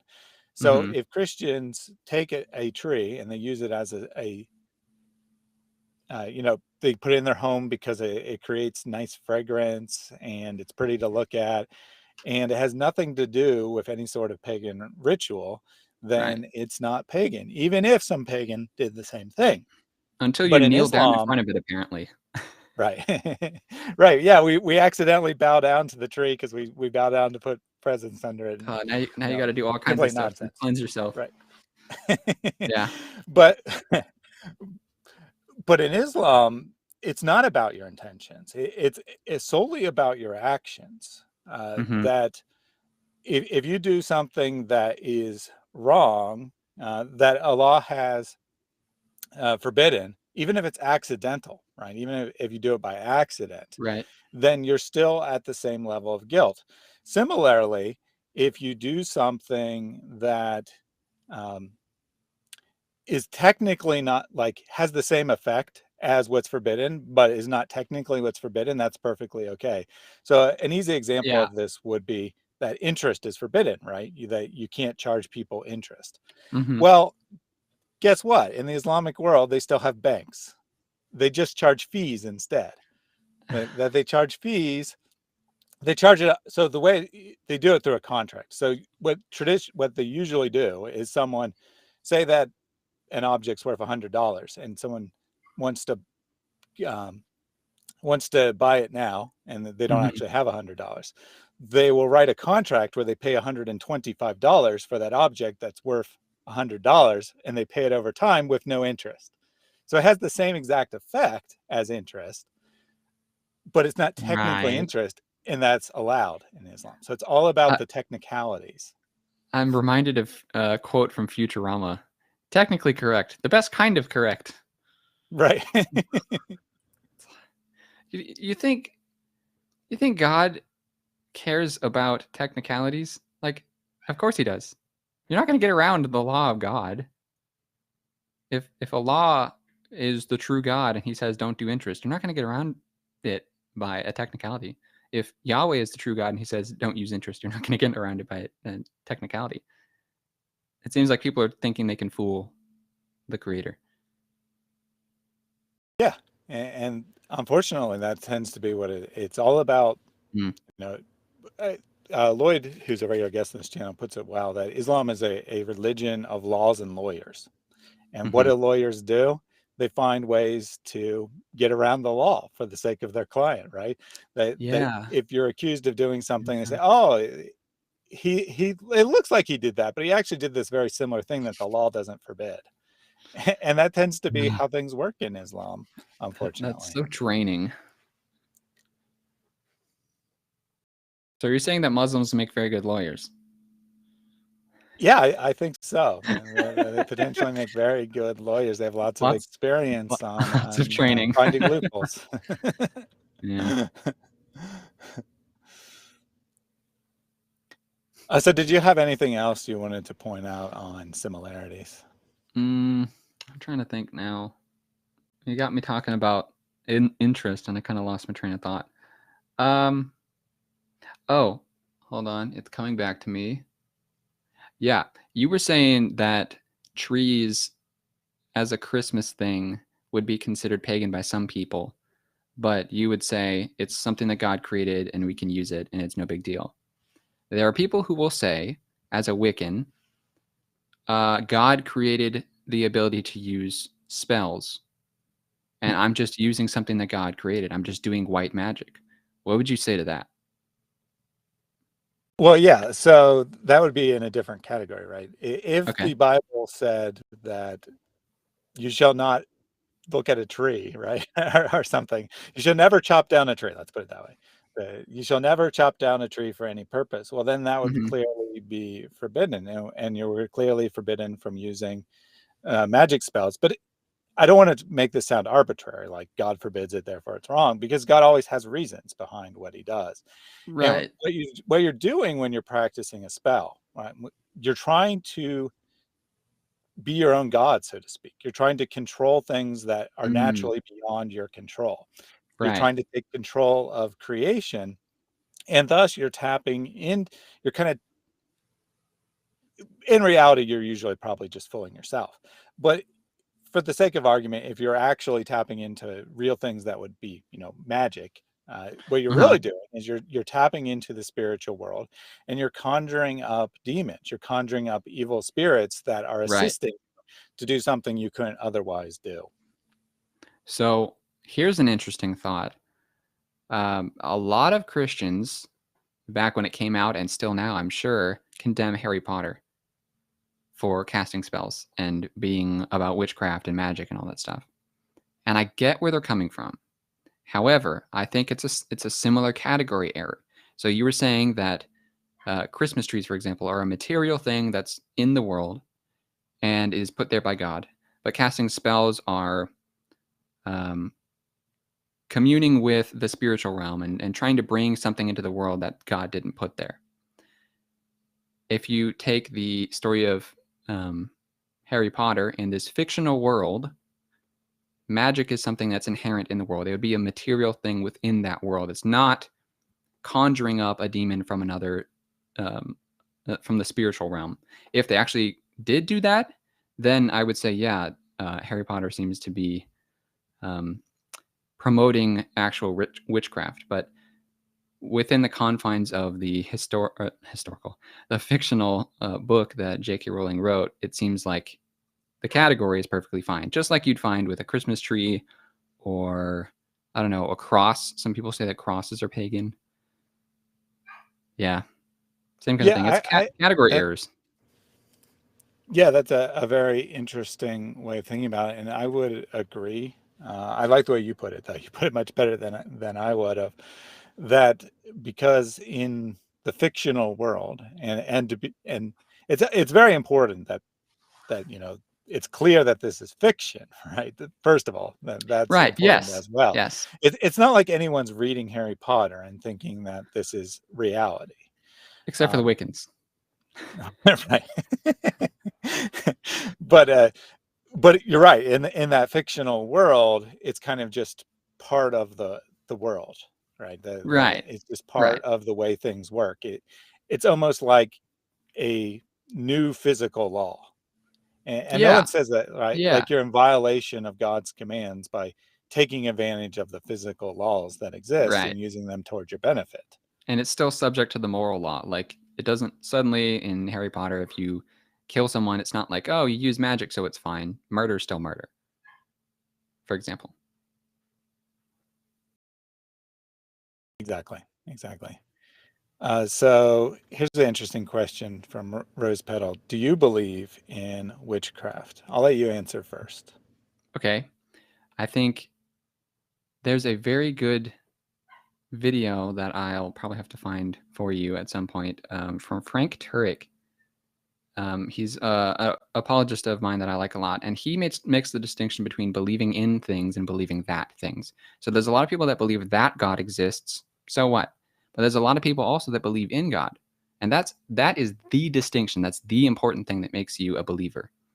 For witchcraft, I believe that witchcraft exists, and I think that's probably what you're getting at in your question. I believe that witchcraft does exist. Absolutely. I think that there's all kinds of stuff that you can do with witchcraft, but I also think that it's summoning demons. I think you shouldn't believe in witchcraft. You shouldn't put your hope in it.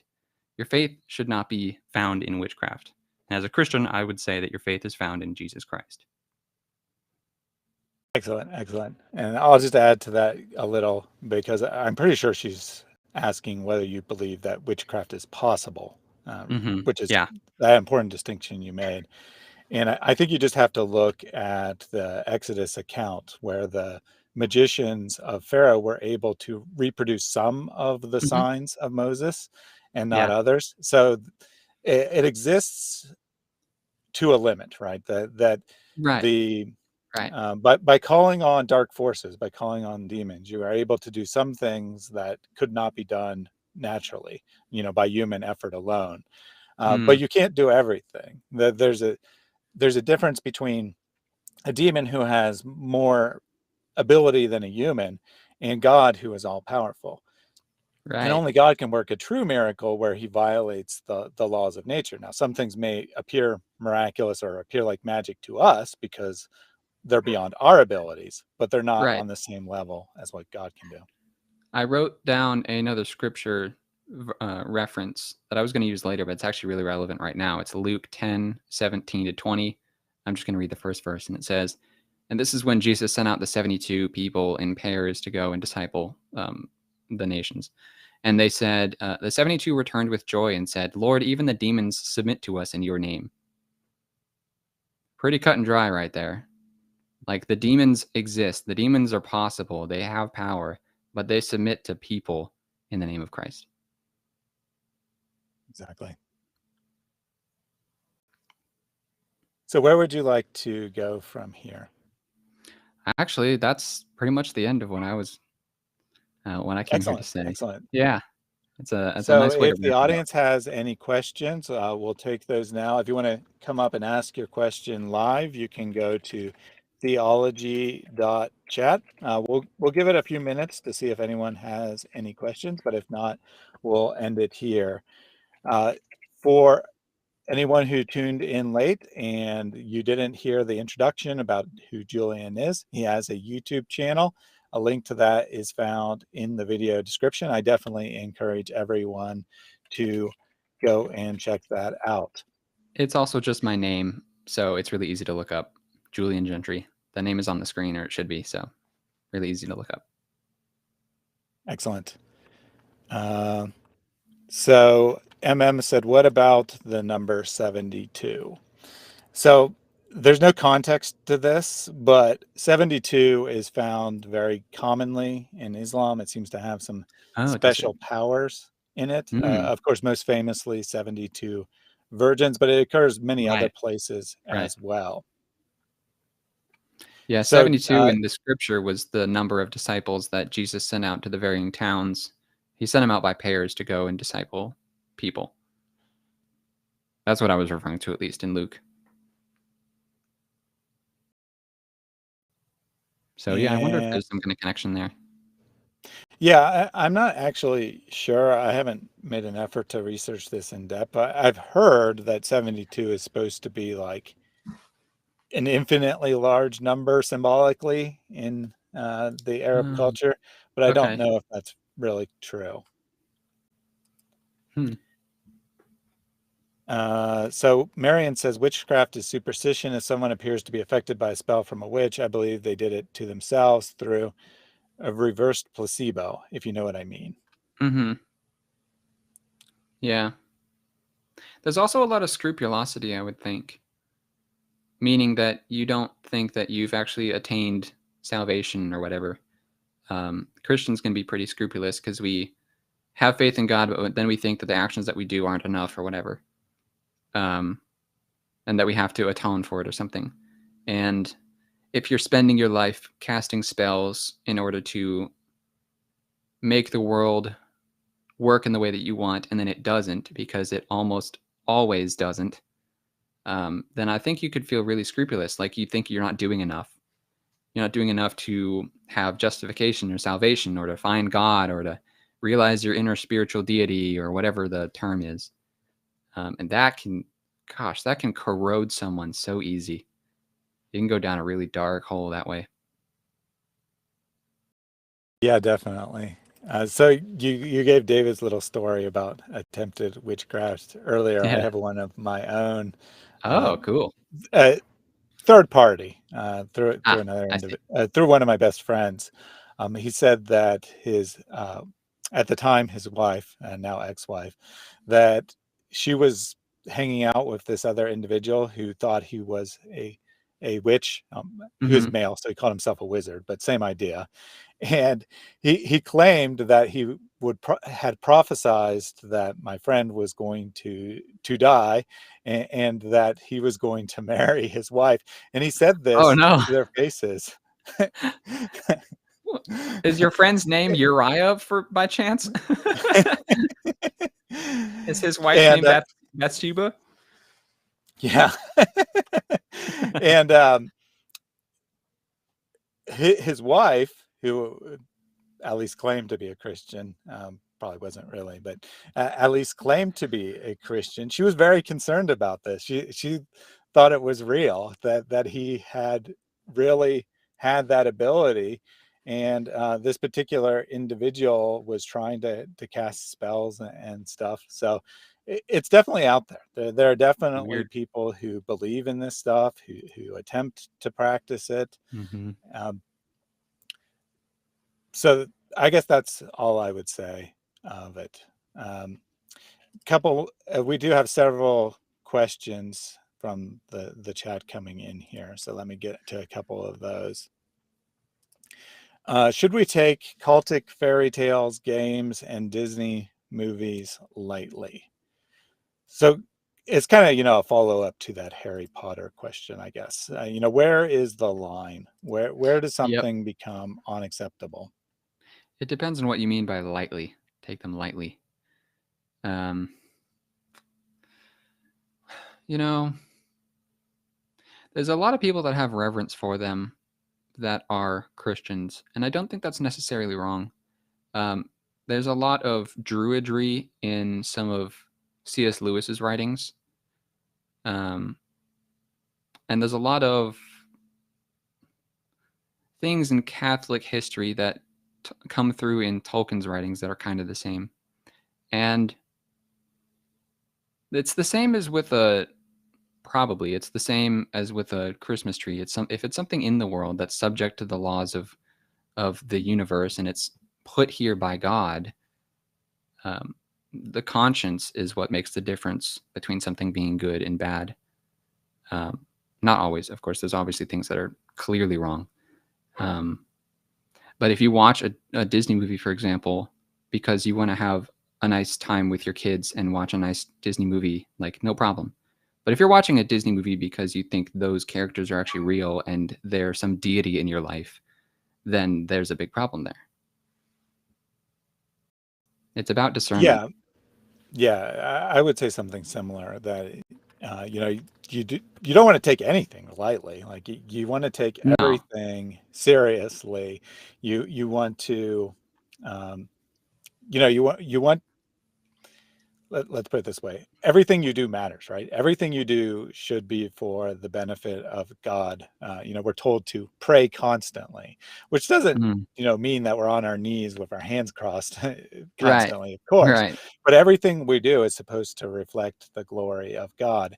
And as Christians, we believe that we have the indwelling Holy Spirit, and that we are the image bearers of God, that we are his representatives on earth. So we don't want to take anything lightly in that sense. I also don't think that we want to go the other route and just say that, we blanketly condemn all these things, that we blanketly say that, oh, it's always wrong to watch a fantasy, a tale, or it's always wrong to watch a fictional story that contains magic or something along those lines. And earlier, Too Many Marys on these lines said, reading mysteries, I'm going to add the word murder mysteries here, reading murder mysteries doesn't encourage killing people. So if you're going to say that reading about fantasy magic encourages people to practice magic, then you would have to make the same argument that if you read a murder mystery, it's because you are encouraging killing people. Or if you read well, let's make it even more broad. Any fictional story is by definition false, right? It's by definition not true. So are you encouraging lying by reading fiction? And I don't think you are. We understand that there's a difference between lying and something that is false, but everyone knows it's false and no one treats it as if it was truth. Right. Welcome to the chat, Nicodemus. Hello. I'm sorry about not having a camera on. I'm having a bad hair day. So. Oh, it's fine. Yeah, I hope you guys don't mind if I play the role of the fanatic Christian here. I'm definitely like my walk back to the faith, and I've talked about this before in other streams, involved tampering, messing around with Tai Chi, Magic the Gathering, which I talk about a lot. Are you guys familiar with the card game Magic the Gathering? Yeah. Okay, so I don't want to bore you guys, but let me share my experiences, and you guys, the audience, can make of it what they will. I mean, even when it comes to miracles, right? You can talk about whatever, and it's at the end of the day, it's just words. It's one of those things that you have to experience to kind of believe. But so in the same weekend, while I was for a while, I'd been tampering with Magic the Gathering with my cousin who introduced me to the game. I noticed a streak of bad luck. So maybe that could be a coincidence or whatever. But that same weekend, my cousin had asked me, like, hey, Nick, have you been experiencing a streak of bad luck? And as soon as he asked me that, I mean, that's exactly where my head went. And I was like, yeah, why do you ask? He's like, well, you might think this is crazy, but, ever since we've been playing the Magic the Gathering, I feel like I've, been, I was like, whoa, okay, so whatever, wrote that off. But then in that same weekend, he was talking me through an exercise, a Tai Chi exercise. We were studying ninjutsu. So we were doing different kinds of meditation. And this exercise was supposed to expand your chi energy, which is supposed to be this like life force that if you ever watch like certain kung fu movies or whatever, it's basically or the Tibetan monks where they have this mind over matter thing where you can put like a sword on their neck and then feel nothing kind of thing. Mm-hmm. So that was the whole thing. It was supposed to be expanding your chi energy to give yourself a kind of armor, but also in the case you're blinded, you can kind of sense your surroundings. And so as he was taking me through this meditation, we did a lying down meditation. And so I went through what can be considered as sleep paralysis, which some other streams also talked about that, what sleep paralysis is and how it may or may not be tied to the spiritual realm, or whether or not it's self-hypnosis or what it is. But for those who are not familiar with sleep paralysis, essentially what happens is just like the title says, you become paralyzed. You lose control of your body, and you lose control of your breathing. And another symptom of this is that you feel a weight on your chest, which I remember clearly. And that kind of sounds almost like a heart attack too. So Yeah. what happened? Yeah. So what happened to me was, I didn't know what was going on. At that point in my life, I was a skeptic. I didn't really believe in anything. Anybody who would bring up miracles or whatever, I kind of snicker, not because they're trying to be mean, but because I just didn't believe in anything like that. Right. So as an unsuspecting person, doing this exercise, I'm like, okay, whatever. I suddenly, like I said, I lost control of my breathing, which was part of the exercise. Of course, that's part of meditation. I lost control of my ability to move. I wanted to say something to my cousin. I realized I couldn't even speak. And so I started panicking. And of course, I had the weight on my chest. And I heard from others, okay, well, this must be a heart attack. And so I struggled as much as I could. I couldn't snap out of it. And finally, I said, okay, well, you know what? I'm going to die. And I heard that if you ask forgiveness before you die, God can forgive you, and maybe you can still go to heaven. Yeah. So at that point, I'm like, okay, all right, God, I'm sorry. I'm sorry for what I did. All right, please take me. And as soon as I surrendered, I felt this crazy, intense, and sudden jerky motion from the center of my body upward toward a light. So that put me in shock. Like, I didn't know what to make of it. I was like literally shocked for about 5-10 minutes. Like when someone sees death, they go into this uncontrollable shock. That's what I was experiencing.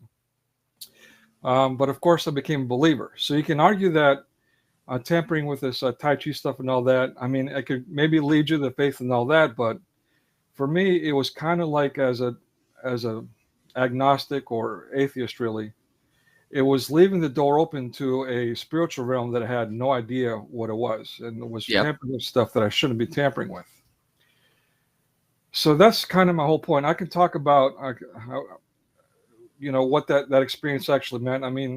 Later years of my life, it was just something that tormented me. Like, why did I heard that I could have been possibly not about experience, and then maybe I left my body susceptible to spirits, or if it were in fact getting ready to die, and I rejected that I pulled myself away from God. So there was a slight little guilt in that. So I didn't know what to make of the experience. But I could talk about how someone about a decade later crossed my path who was qualified both in psychology and was also a priest. So he was qualified in both. And I saw a sign with him that let me know that he is something special. And then I ran into him again nonchalantly in a different part of the country when I should have. And he invited me to a thing that he didn't. And I had this discussion with him, and he put it all to rest. In other words, long story short, if I had a calling, then I'm probably not possessed, kind of thing. But anyway, but the point of my rant was this, that I would like to, again, be the more fanatic Christian here, and to say that I don't think it's completely wise to take these things lightly, because if we do, we might be leaving ourselves open to the principalities that we don't always want to acknowledge, and we don't really know how they work. Yeah, I agree with you. Oh, okay, I wasn't expecting that. Yeah. No, I definitely think. You go ahead. Yeah. I think that the perhaps most relevant scripture verse here is 1 Corinthians 10:23. All things are permissible, but not all things are beneficial. And that there's nothing that is by its very nature forbidden. Like, it's not forbidden to read Harry Potter stories. It's not forbidden to watch Disney movies. Someone pointed out that there is another concern. We're talking about witchcraft here, but someone pointed out a little while ago how they're now often promoting LGBT stuff in children's programs. And that's certainly a concern. It's certainly something that we need to be aware of.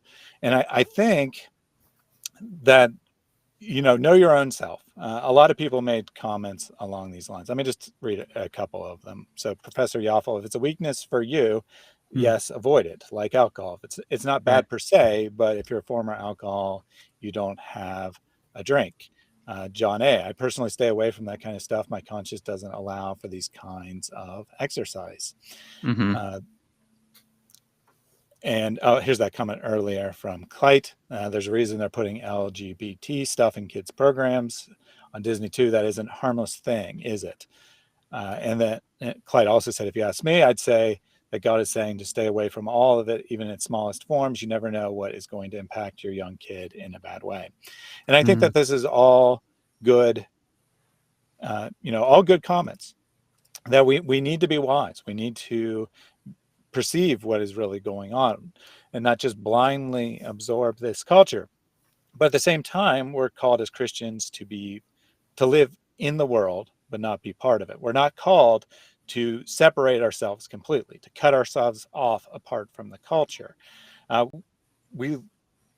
In addition to other things, we lose our ability to witness to people who are lost, people who are in the culture, when we just say, I'm not taking part in anything that goes on because it's not productive.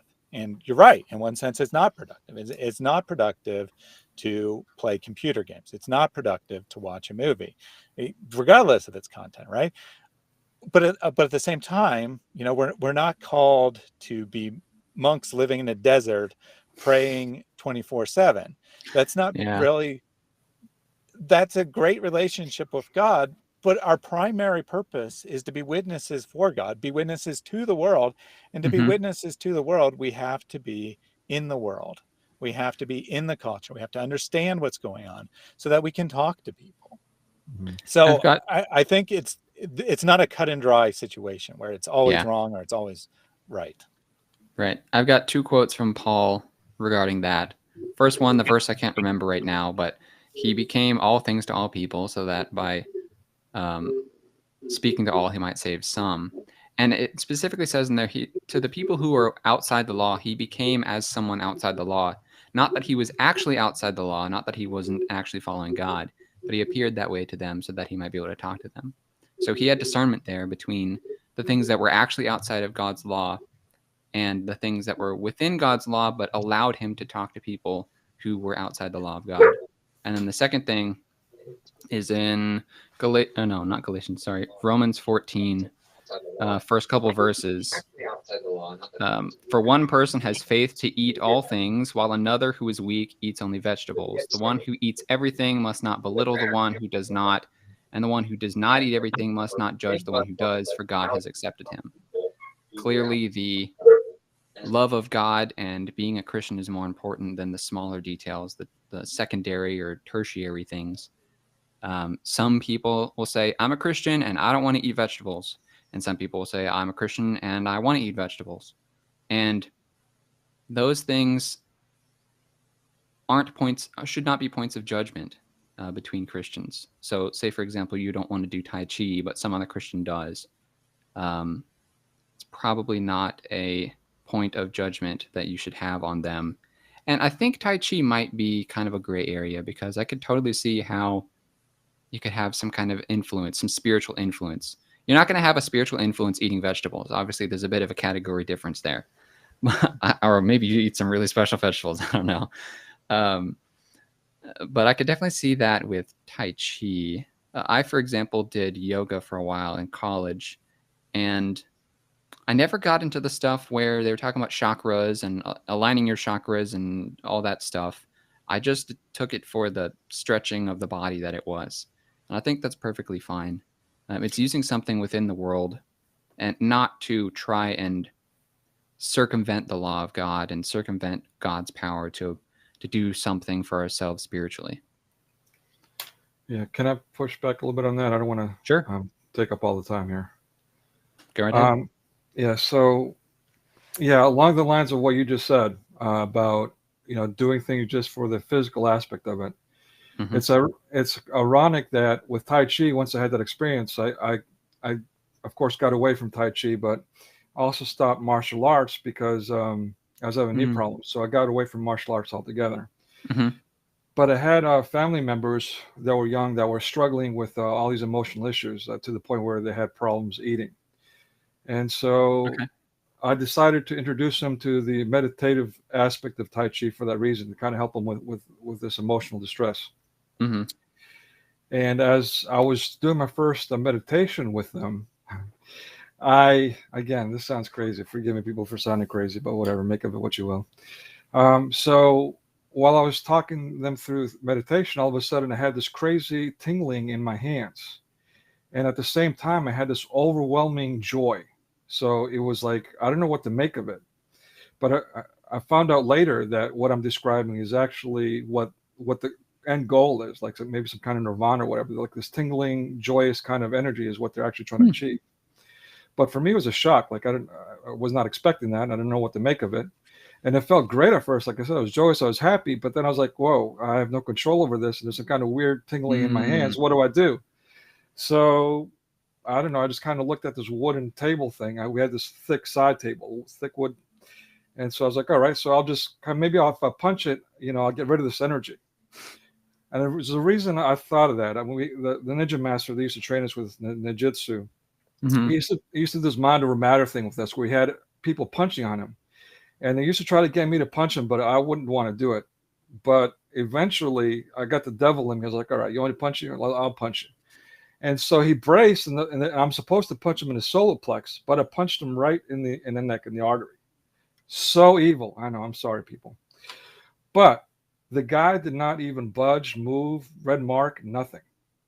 I mean, it's insane. So there's something to that. So that's why I got in my head. Okay, well, if I punch the wood, maybe, I'll get rid of the tingling thing. And I just kind of let loose and punched the table and like felt nothing. There was no marks on my knuckles or nothing, but there was a imprint all around my hand, my knuckles on that wood. So yeah, I mean, I'm talking about that not to make it sound cool, like, you should do Tai Chi so you can punch tables, but yeah. But like, even when we're, trying to just stick to the meditative physical aspects of it, maybe it's still opening the door to some other things when we're not expecting it. Yeah, I'm not going to doubt that there's power in those things, of course. It seems like you could absolutely, even if it's unwanted, contact the spiritual realm and all kinds of things like that. Yeah, I'm not going to doubt that there's power there. Clearly, it seems like you're not lying about that story. I believe what you said, but either that or I'm really crazy and really convincing. Yeah. I don't know what. Can I ask you, Thaddeus, quick tangent, so I don't forget. You had mentioned before a study of the brain and how, there was a study where they saw the brains changing form because of our new internet habits. I don't put you in the spot, but do you happen to remember like any details about that, whose studies it was or anything like that? Yeah, so I obviously don't know the name of the study or whatever off the top of my head, but the gist is that there's kind of two different types of brain cells. There's the kind that can react very quickly to something, and then there's the other kind that can think deeply about something. And they found that modern brain scans are showing that people are having more and more of the quick fire type, because they're primed to make quick reactions to everything. But as a result, they have less ability to think deeply, less ability to really have contemplative thoughts. It's all about instant reaction. And it's not, so much per se about the internet. It's everything in culture. It's how we have a phone that is giving us a notification, and we want to make an instant reaction to that. It's social media, where everyone wants to give their knee-jerk reaction to whatever event happened today. And we're all being primed for these instantaneous reactions to things. And as a result, we're losing the ability to have deep contemplative thoughts. Yeah. Sorry. Well, so yeah, that's my big research focus and my big concern, considering how much society worldwide has changed in this past decade alone, and how much influence media has. Oh man, I hope I didn't chase off Christian apologetics by over talking, but so yeah, but my concern here is that we've all shifted to some like Facebook or YouTube or whatever it is with the same habits, and there's the censorship is really heavy. So where certain voices, particularly Christian voices, it seems like are being silenced and controlled, and there's even a lot of self-censorship going on, so we don't get kicked off completely. Right. So that if that happens and that trend continues, then what's left is nothing but all this anti-Christian stuff, and all these young or just people that are kind of unsuspecting and left out in the wind, so to speak. And that's my big concern if that kind of trend continues. Well, let me put a positive spin on it, though, right? Please. Because if the mind is trainable to have quick reactions only, the opposite is also true. If we make intentional steps to, reduce our connection, or reduce our desire to know the exact second that someone has something to say, or we intentionally don't react right away. We wait, say, no, I want to have time to gather more evidence and really understand what the situation is before I react. Then we can train our mind to do the opposite as well. And to be clear, being able to react quickly to situations is not a bad thing. The only problem is that we're doing that to the exclusion of other things. So, I mean, that's definitely something that humans need the ability to do. We definitely need the ability to react quickly. Mm-hmm. We use this all the time. For example, when we're driving our car, we're driving a vehicle that is potentially very dangerous, and potentially any action we take at any time is fatal. We need the ability to react quickly. So it's not that reacting quickly is bad. It's that we're losing the ability to think deeply. But the positive side is when we make those intentional steps, we, for example, read a nonfiction book. We, for example, say, I don't need to share my opinion this exact second. I need to gather evidence first. We do things like we do on this channel, where we go in depth to a topic. We don't just stay at the surface level. Then we can train our brain to be the opposite. So we have a choice in the matter. It's not something that's just being thrust upon us. We can, once we know that this is happening, we can make the conscious choice of how to go forward.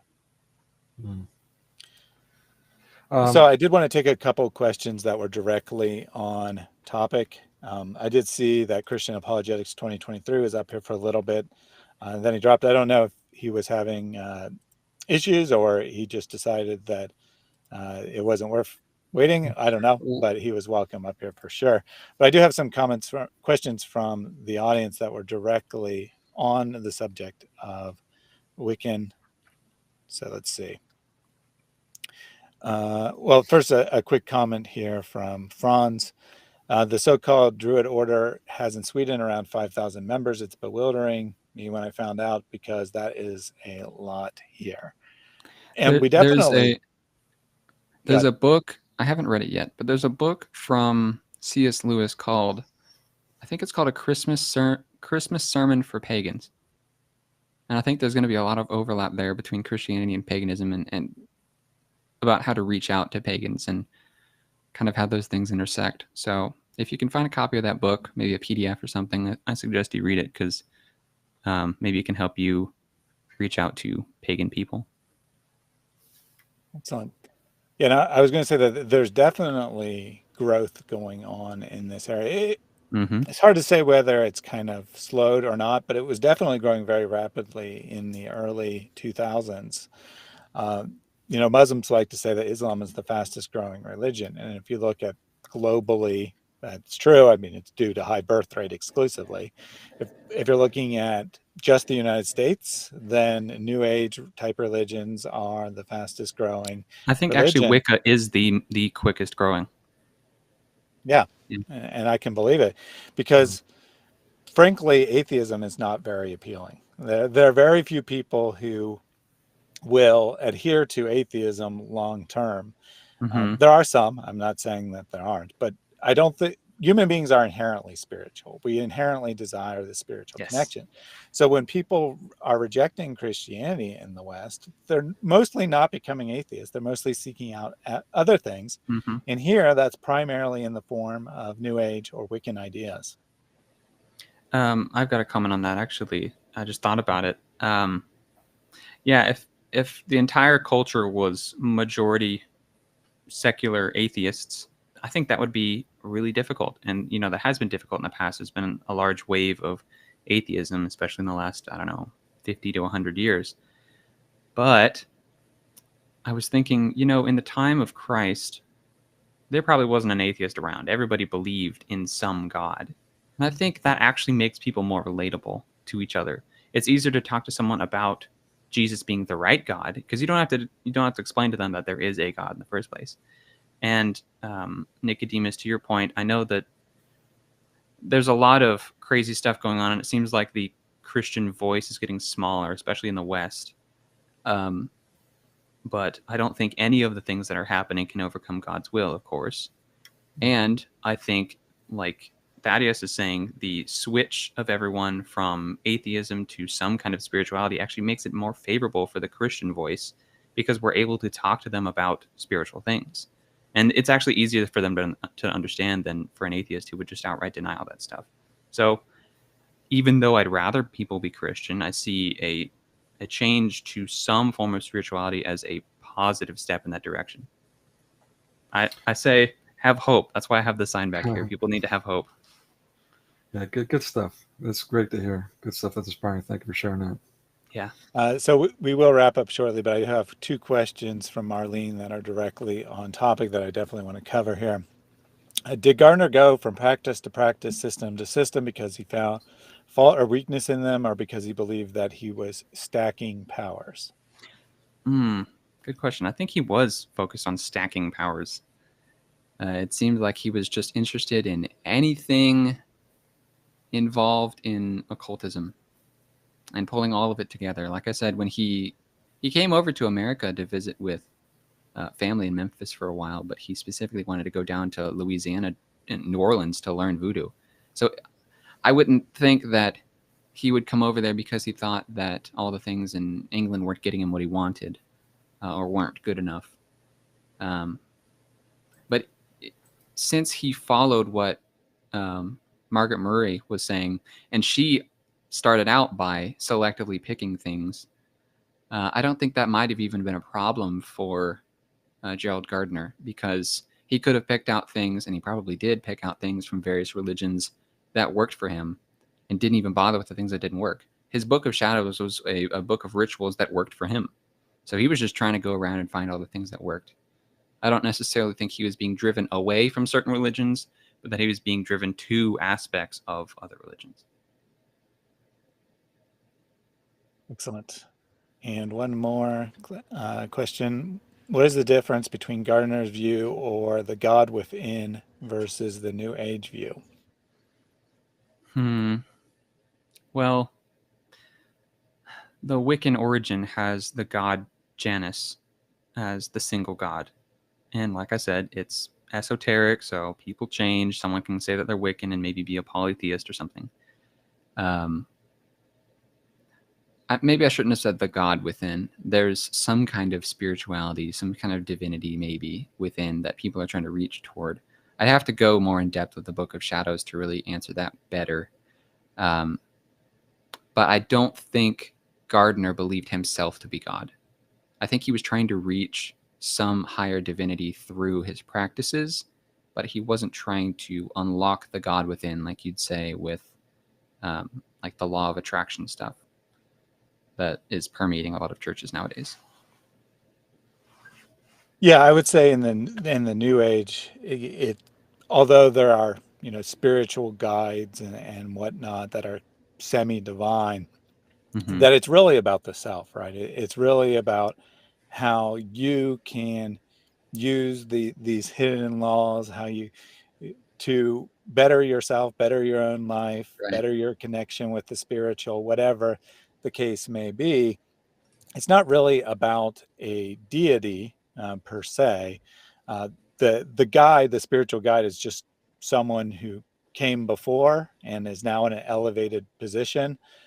So they're kind of semi-divine, but they're not what we would think of as a deity.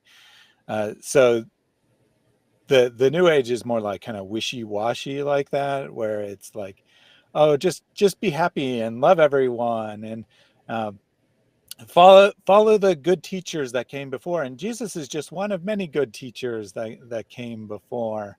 Whereas if I'm understanding correctly, Gardner's view is more like, no, there is a definite spiritual power. Like there is a actual deity or deities out there, and we want to tap into that power that they possess. Right. Yeah. Also, I just thought of it. There's a resource that I really like. There's a woman named Marcia Montenegro. She calls herself the ex-astrologer. She was really big into all the astrology, law of attraction, new agey kind of stuff. And she's a Christian now, but she speaks out against all that kind of stuff. So if you want to learn a lot about new age beliefs and how to combat them, she's a great resource. She's the ex-astrologer. I think that's her website. I can't remember, but Marcia Montenegro. That's her name. So just a quick comment here. A Muslim in the chat spams some stupid question that they ask 100 times a day, and they says, "Answer me, or you'll have no answer." So Zulfikar, if you want to have a conversation with me about that topic or any topic you want, you can email me, Thaddeus@reasonanswers.com, and I will be glad to set up a time to discuss with you. This stream has a specific subject, which is Wicca, which is why that's what we're discussing and not answering your questions. But I definitely do have answers to your questions. You know, I'm glad you showed that, because I didn't realize that I actually had no answer until he said it. I'm glad that he knows my own mind better than I do. It's really helpful to have a omnipotent person in the chat. Or omniscient. That's the right word. Omniscient person. So one more isn't exactly a question, but I want to phrase it as a question. So Rockstar pointed to a video showing a Catholic exorcism. And the exorcism ritual, it does have like specific words that are supposed to be said. They're supposed to be said in Latin. And in a sense, it does kind of seem like a magic spell. So what would you comment about that?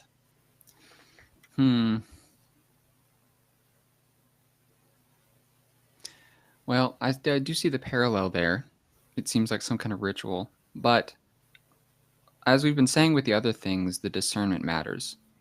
The people that are doing that ritual, speaking in Latin and exorcising someone, are doing so to hopefully to remove a demon from a person, not to gain some kind of wisdom or spirituality like Gardner was doing. So while the practice might be similar, the intention is wildly different.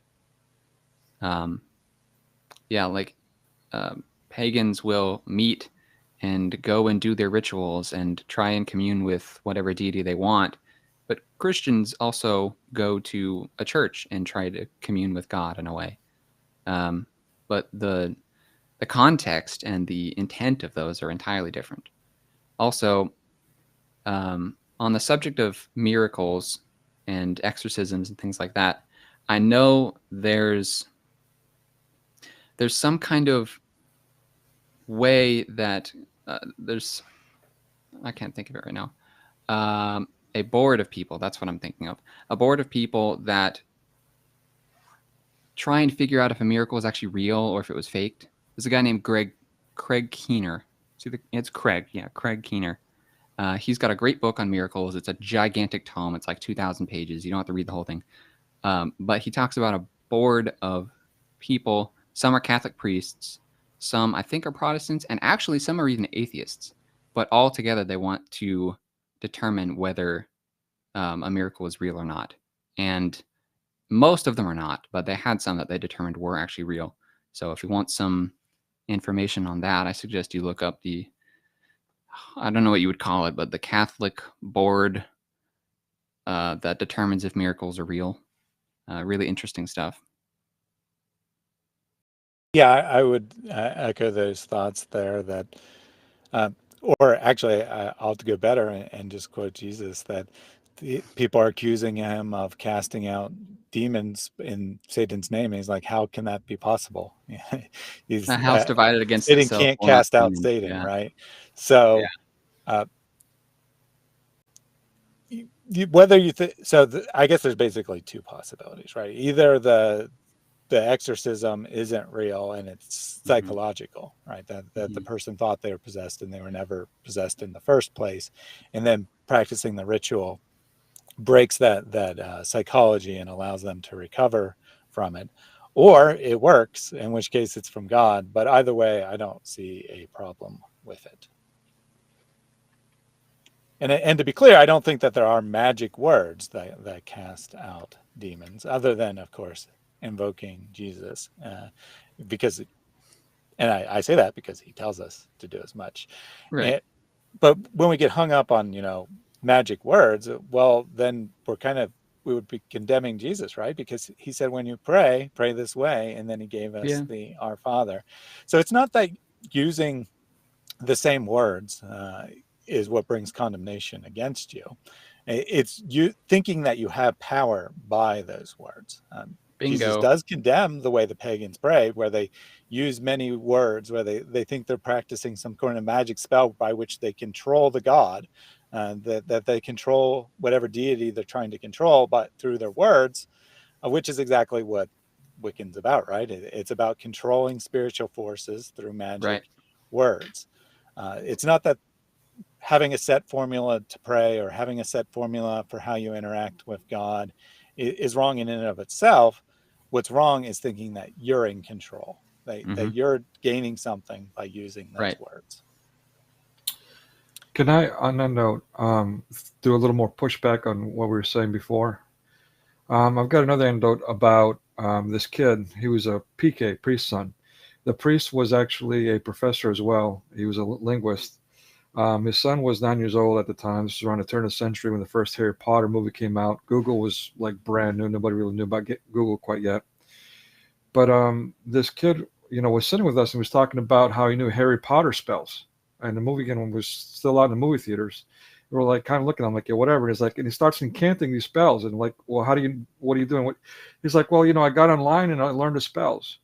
And so basically, on his own accord, a 9-year-old kid got on Google something new and found out how to, in essence, learn a new language about spell casting.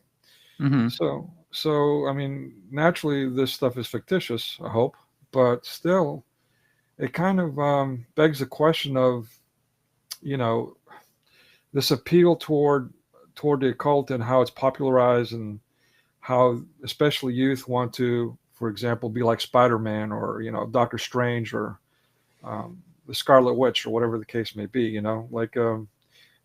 if they're learning the wording and all that stuff, isn't there a danger of that opening the door to the real stuff, so to speak? I think there is if you say that it's real. But again, the discernment is the thing that matters. If you tell that kid, hey, go play with these incantations, but remember, they're not real. It's just a fake story, and God is the sovereign ruler of the universe. That's what matters. Then I think the harm is going to be minimized. The same thing with Doctor Strange or WandaVision or any of those things. I think the more important thing is remembering the character of the characters. Like Harry Potter is condemned for for casting spells and whatever, but it's also a very powerful story about the power of love and joy and friendship and things like that. So yeah, you need to have discernment about these things. Take out discard the things that are bad, and remember the things that actually come from God, like love, joy, peace, patience, fruits of the Spirit, things like that. They have a kernel of truth in them. You got to just figure out where the kernel of truth is and cast the rest of it away. Exactly. So we'll wrap up here now. I'll get Julian's final thoughts here in a second, but I want to take a couple of these comments from the audience. From Yaya, I was 8 years in a relationship with a witch. First time I saw her toxic mother, I taught myself witches are real. And they are. They poison and brainwash you for their purpose very badly. And from Franz, I've seen the effect of magic. In some ways, it is probably real. I also believe that God is above all. People wouldn't practice something for thousands of years if it did nothing at all. And I think the key statement there is God is above all. He's overcome the world already.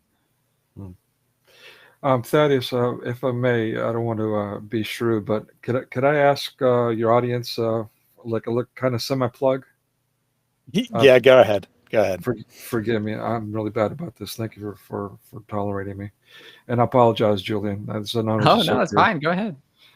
So I've been working on this project. I did like a comic book series about, I think it was in 2018. I finished it. It's actually, ironically, and I know I'm going to sound like a hypocrite here, but it's kind of promoting the Native American Indian occultic practices, like the whole spirituality. It's, yeah. So the whole idea was to use this kind of medium to reach that audience, like the Comic Con group that is completely bought into it, and yeah, hmm and kind of give them reality checks, like gut checks, like, you know what, okay, this is melodrama and so on and so forth, but this is the predominant reality. Like, for example, Christians aren't running around setting Muslims on fire. That's a myth. Kind of like that. So, but I mean, I've written this story, so to speak. It's a whole comic book series. I've been struggling for years to find a comic book artist to keep coming close. I've got a fundraiser, which I don't want to do, especially in today's economy. But if anybody knows an artist that'd be interested in that kind of venture, please contact me. Let me know. You can do it through my channel, or um, Thaddeus, would you be willing to play secretary there? Or Thaddeus, thank you, sir. God bless you. Yep. You can contact me if you're interested in that. I'll also put a link to Nicodemus's channel in the video description. He's been on here before, and I definitely encourage people to check out his channel and support him. I hope it goes well. I'll be praying for you. Thank you, sir. God bless you. And then just a couple quick recommendations from the audience. Carol B says, Doreen Virtue is a ex-New Age, now Christian YouTuber. She wrote books and sold her tarot cards. You can see how broken her heart is. Hoping that people would still have her wares, will get rid of them. And when she first converted, she actually offered to refund anyone's money. She later figured out that she couldn't actually do that financially, like, because she doesn't have unlimited sources of funds. And of course, the author only gets a small portion of a book when they sell it. Most of it goes to pay for the publication and distribution and whatnot. But she definitely wants people to get rid of those books and whatnot. And she came to there's an important lesson here, right? This is an individual who was very high up in the New Age. She sold tons of books. I don't recall offhand how many subscribers she had, but I think it's in the hundreds of thousands. Like, she was a major influencer in this area. And then someone talked to her about the truth of Christianity, and she saw she was wrong and left what she was doing. I'm not saying it happened overnight, but the point is that we often look at people, and much less famous people in our own lives, people we know, and say, they'll never accept the truth of Christianity. I won't even bother talking to them. And frankly, a large percentage of people who are not Christians have never really heard the truth of Christianity, have never really heard the beauty of the gospel message. They think of Christianity as a moral code that tells you what to do, that's in this situation, in that situation. And they say, I don't agree with Christianity's morality, therefore I'm not a Christian. And that's not why I'm a Christian. I'm sure there are plenty of people who call themselves Christians because they agree with its moral code and they were raised in the church and they haven't thought deeply about things. But I believe in Christianity because, one, it's the truth, and two, the message, the real message of Christianity, not the morality, the real message of Christianity is life-changing. Anything you want to add? There's another woman named Angela Ucci, UCCI. She had a conversation with Michael Knowles from the Daily Wire on her past astrology and how she was really influential, and how then she had to do the same thing and become a Christian and realize all the stuff that she had done before. But she's no different than anyone else. Anyone else has, I think, when they become a Christian, they realize, oh my gosh, I've done so many terrible things. Sometimes I wonder, why me? Like, how could I possibly have become a Christian? How could God possibly love me enough to want to be with me after what I've done? But he does. It's fantastic. It's a wonderful mystery, but he does. And then there was one other recommendation. from the audience here. Has anyone in the chat ever heard of Adam Bly? This is definitely his wheelhouse. I'm actually not familiar with him, Me neither. but I will check that out. And then a question from Love for Good. What is the title of the book by Lewis that is to help with Wiccans? I'm not sure what he's referring to, but do you have any book recommendations in general? Yeah, let me do a quick search just to make sure I got it right. Hold on. Don't you just love the internet sometimes? It's called... Oh, come on. Where is it? So it was for the Strand magazine way back in the day, and it's called A Christmas Sermon for Pagans. I myself haven't read it yet, but A Christmas Sermon for Pagans, yeah. Excellent. There's actually, I will put that in the description as well. I think there's actually a text version of it online as well, so you could find that. Yeah, I'll take a look for that, and I'll post a link to it after this. So we are going to wrap up now. I need to grab a quick bite to eat before my Bible study at 4 p.m. When this stream ends, it'll redirect over to that. So if you're interested in being a part of that, go ahead and follow the link and then set a reminder, and I'll be back in 25 minutes or so. Any closing thoughts from you, Julian? I want to say thank you for having me on. This is the first live stream I've done on YouTube. I've posted lots of videos, but it's the first live stream, and I think it went really well. Thank you for that. For anyone that's listening, if you're interested in the cultural aspect of critical race theory and things involved with that and how they relate to Christianity, I'm making a really in-depth hour-and-a-half long video that'll be coming out, hopefully not too much longer. So if you're interested in that, and then I will also be doing a video on the Christian roots of the ancient Chinese language and how it apparently connects to the flood and Noah and Genesis and all that stuff. It's fantastic. It's mind-blowing stuff. So there's just some really cool revelations that you see in that. If you're interested in that, then come check me out. Yeah, and I would definitely encourage people to check out Julian's channel. I have checked out some, not nearly all. I don't want to be deceptive, but I've checked out some of his content, and what I have seen, I definitely enjoyed and found beneficial. So thank you all for joining us today. Like I already said, I'll have Bible study in 25 minutes. And tomorrow I'll be back at 1 p.m. Eastern time with a testimony of a ex-Muslim who has converted to Christianity after 35 years of torture from Islam, as he puts it. So definitely, if you're interested in that, look for that. I haven't posted it yet, or I put the link, but I will post that tonight, and we'll see some of you, hopefully, tomorrow. Until then, have a great day. God bless.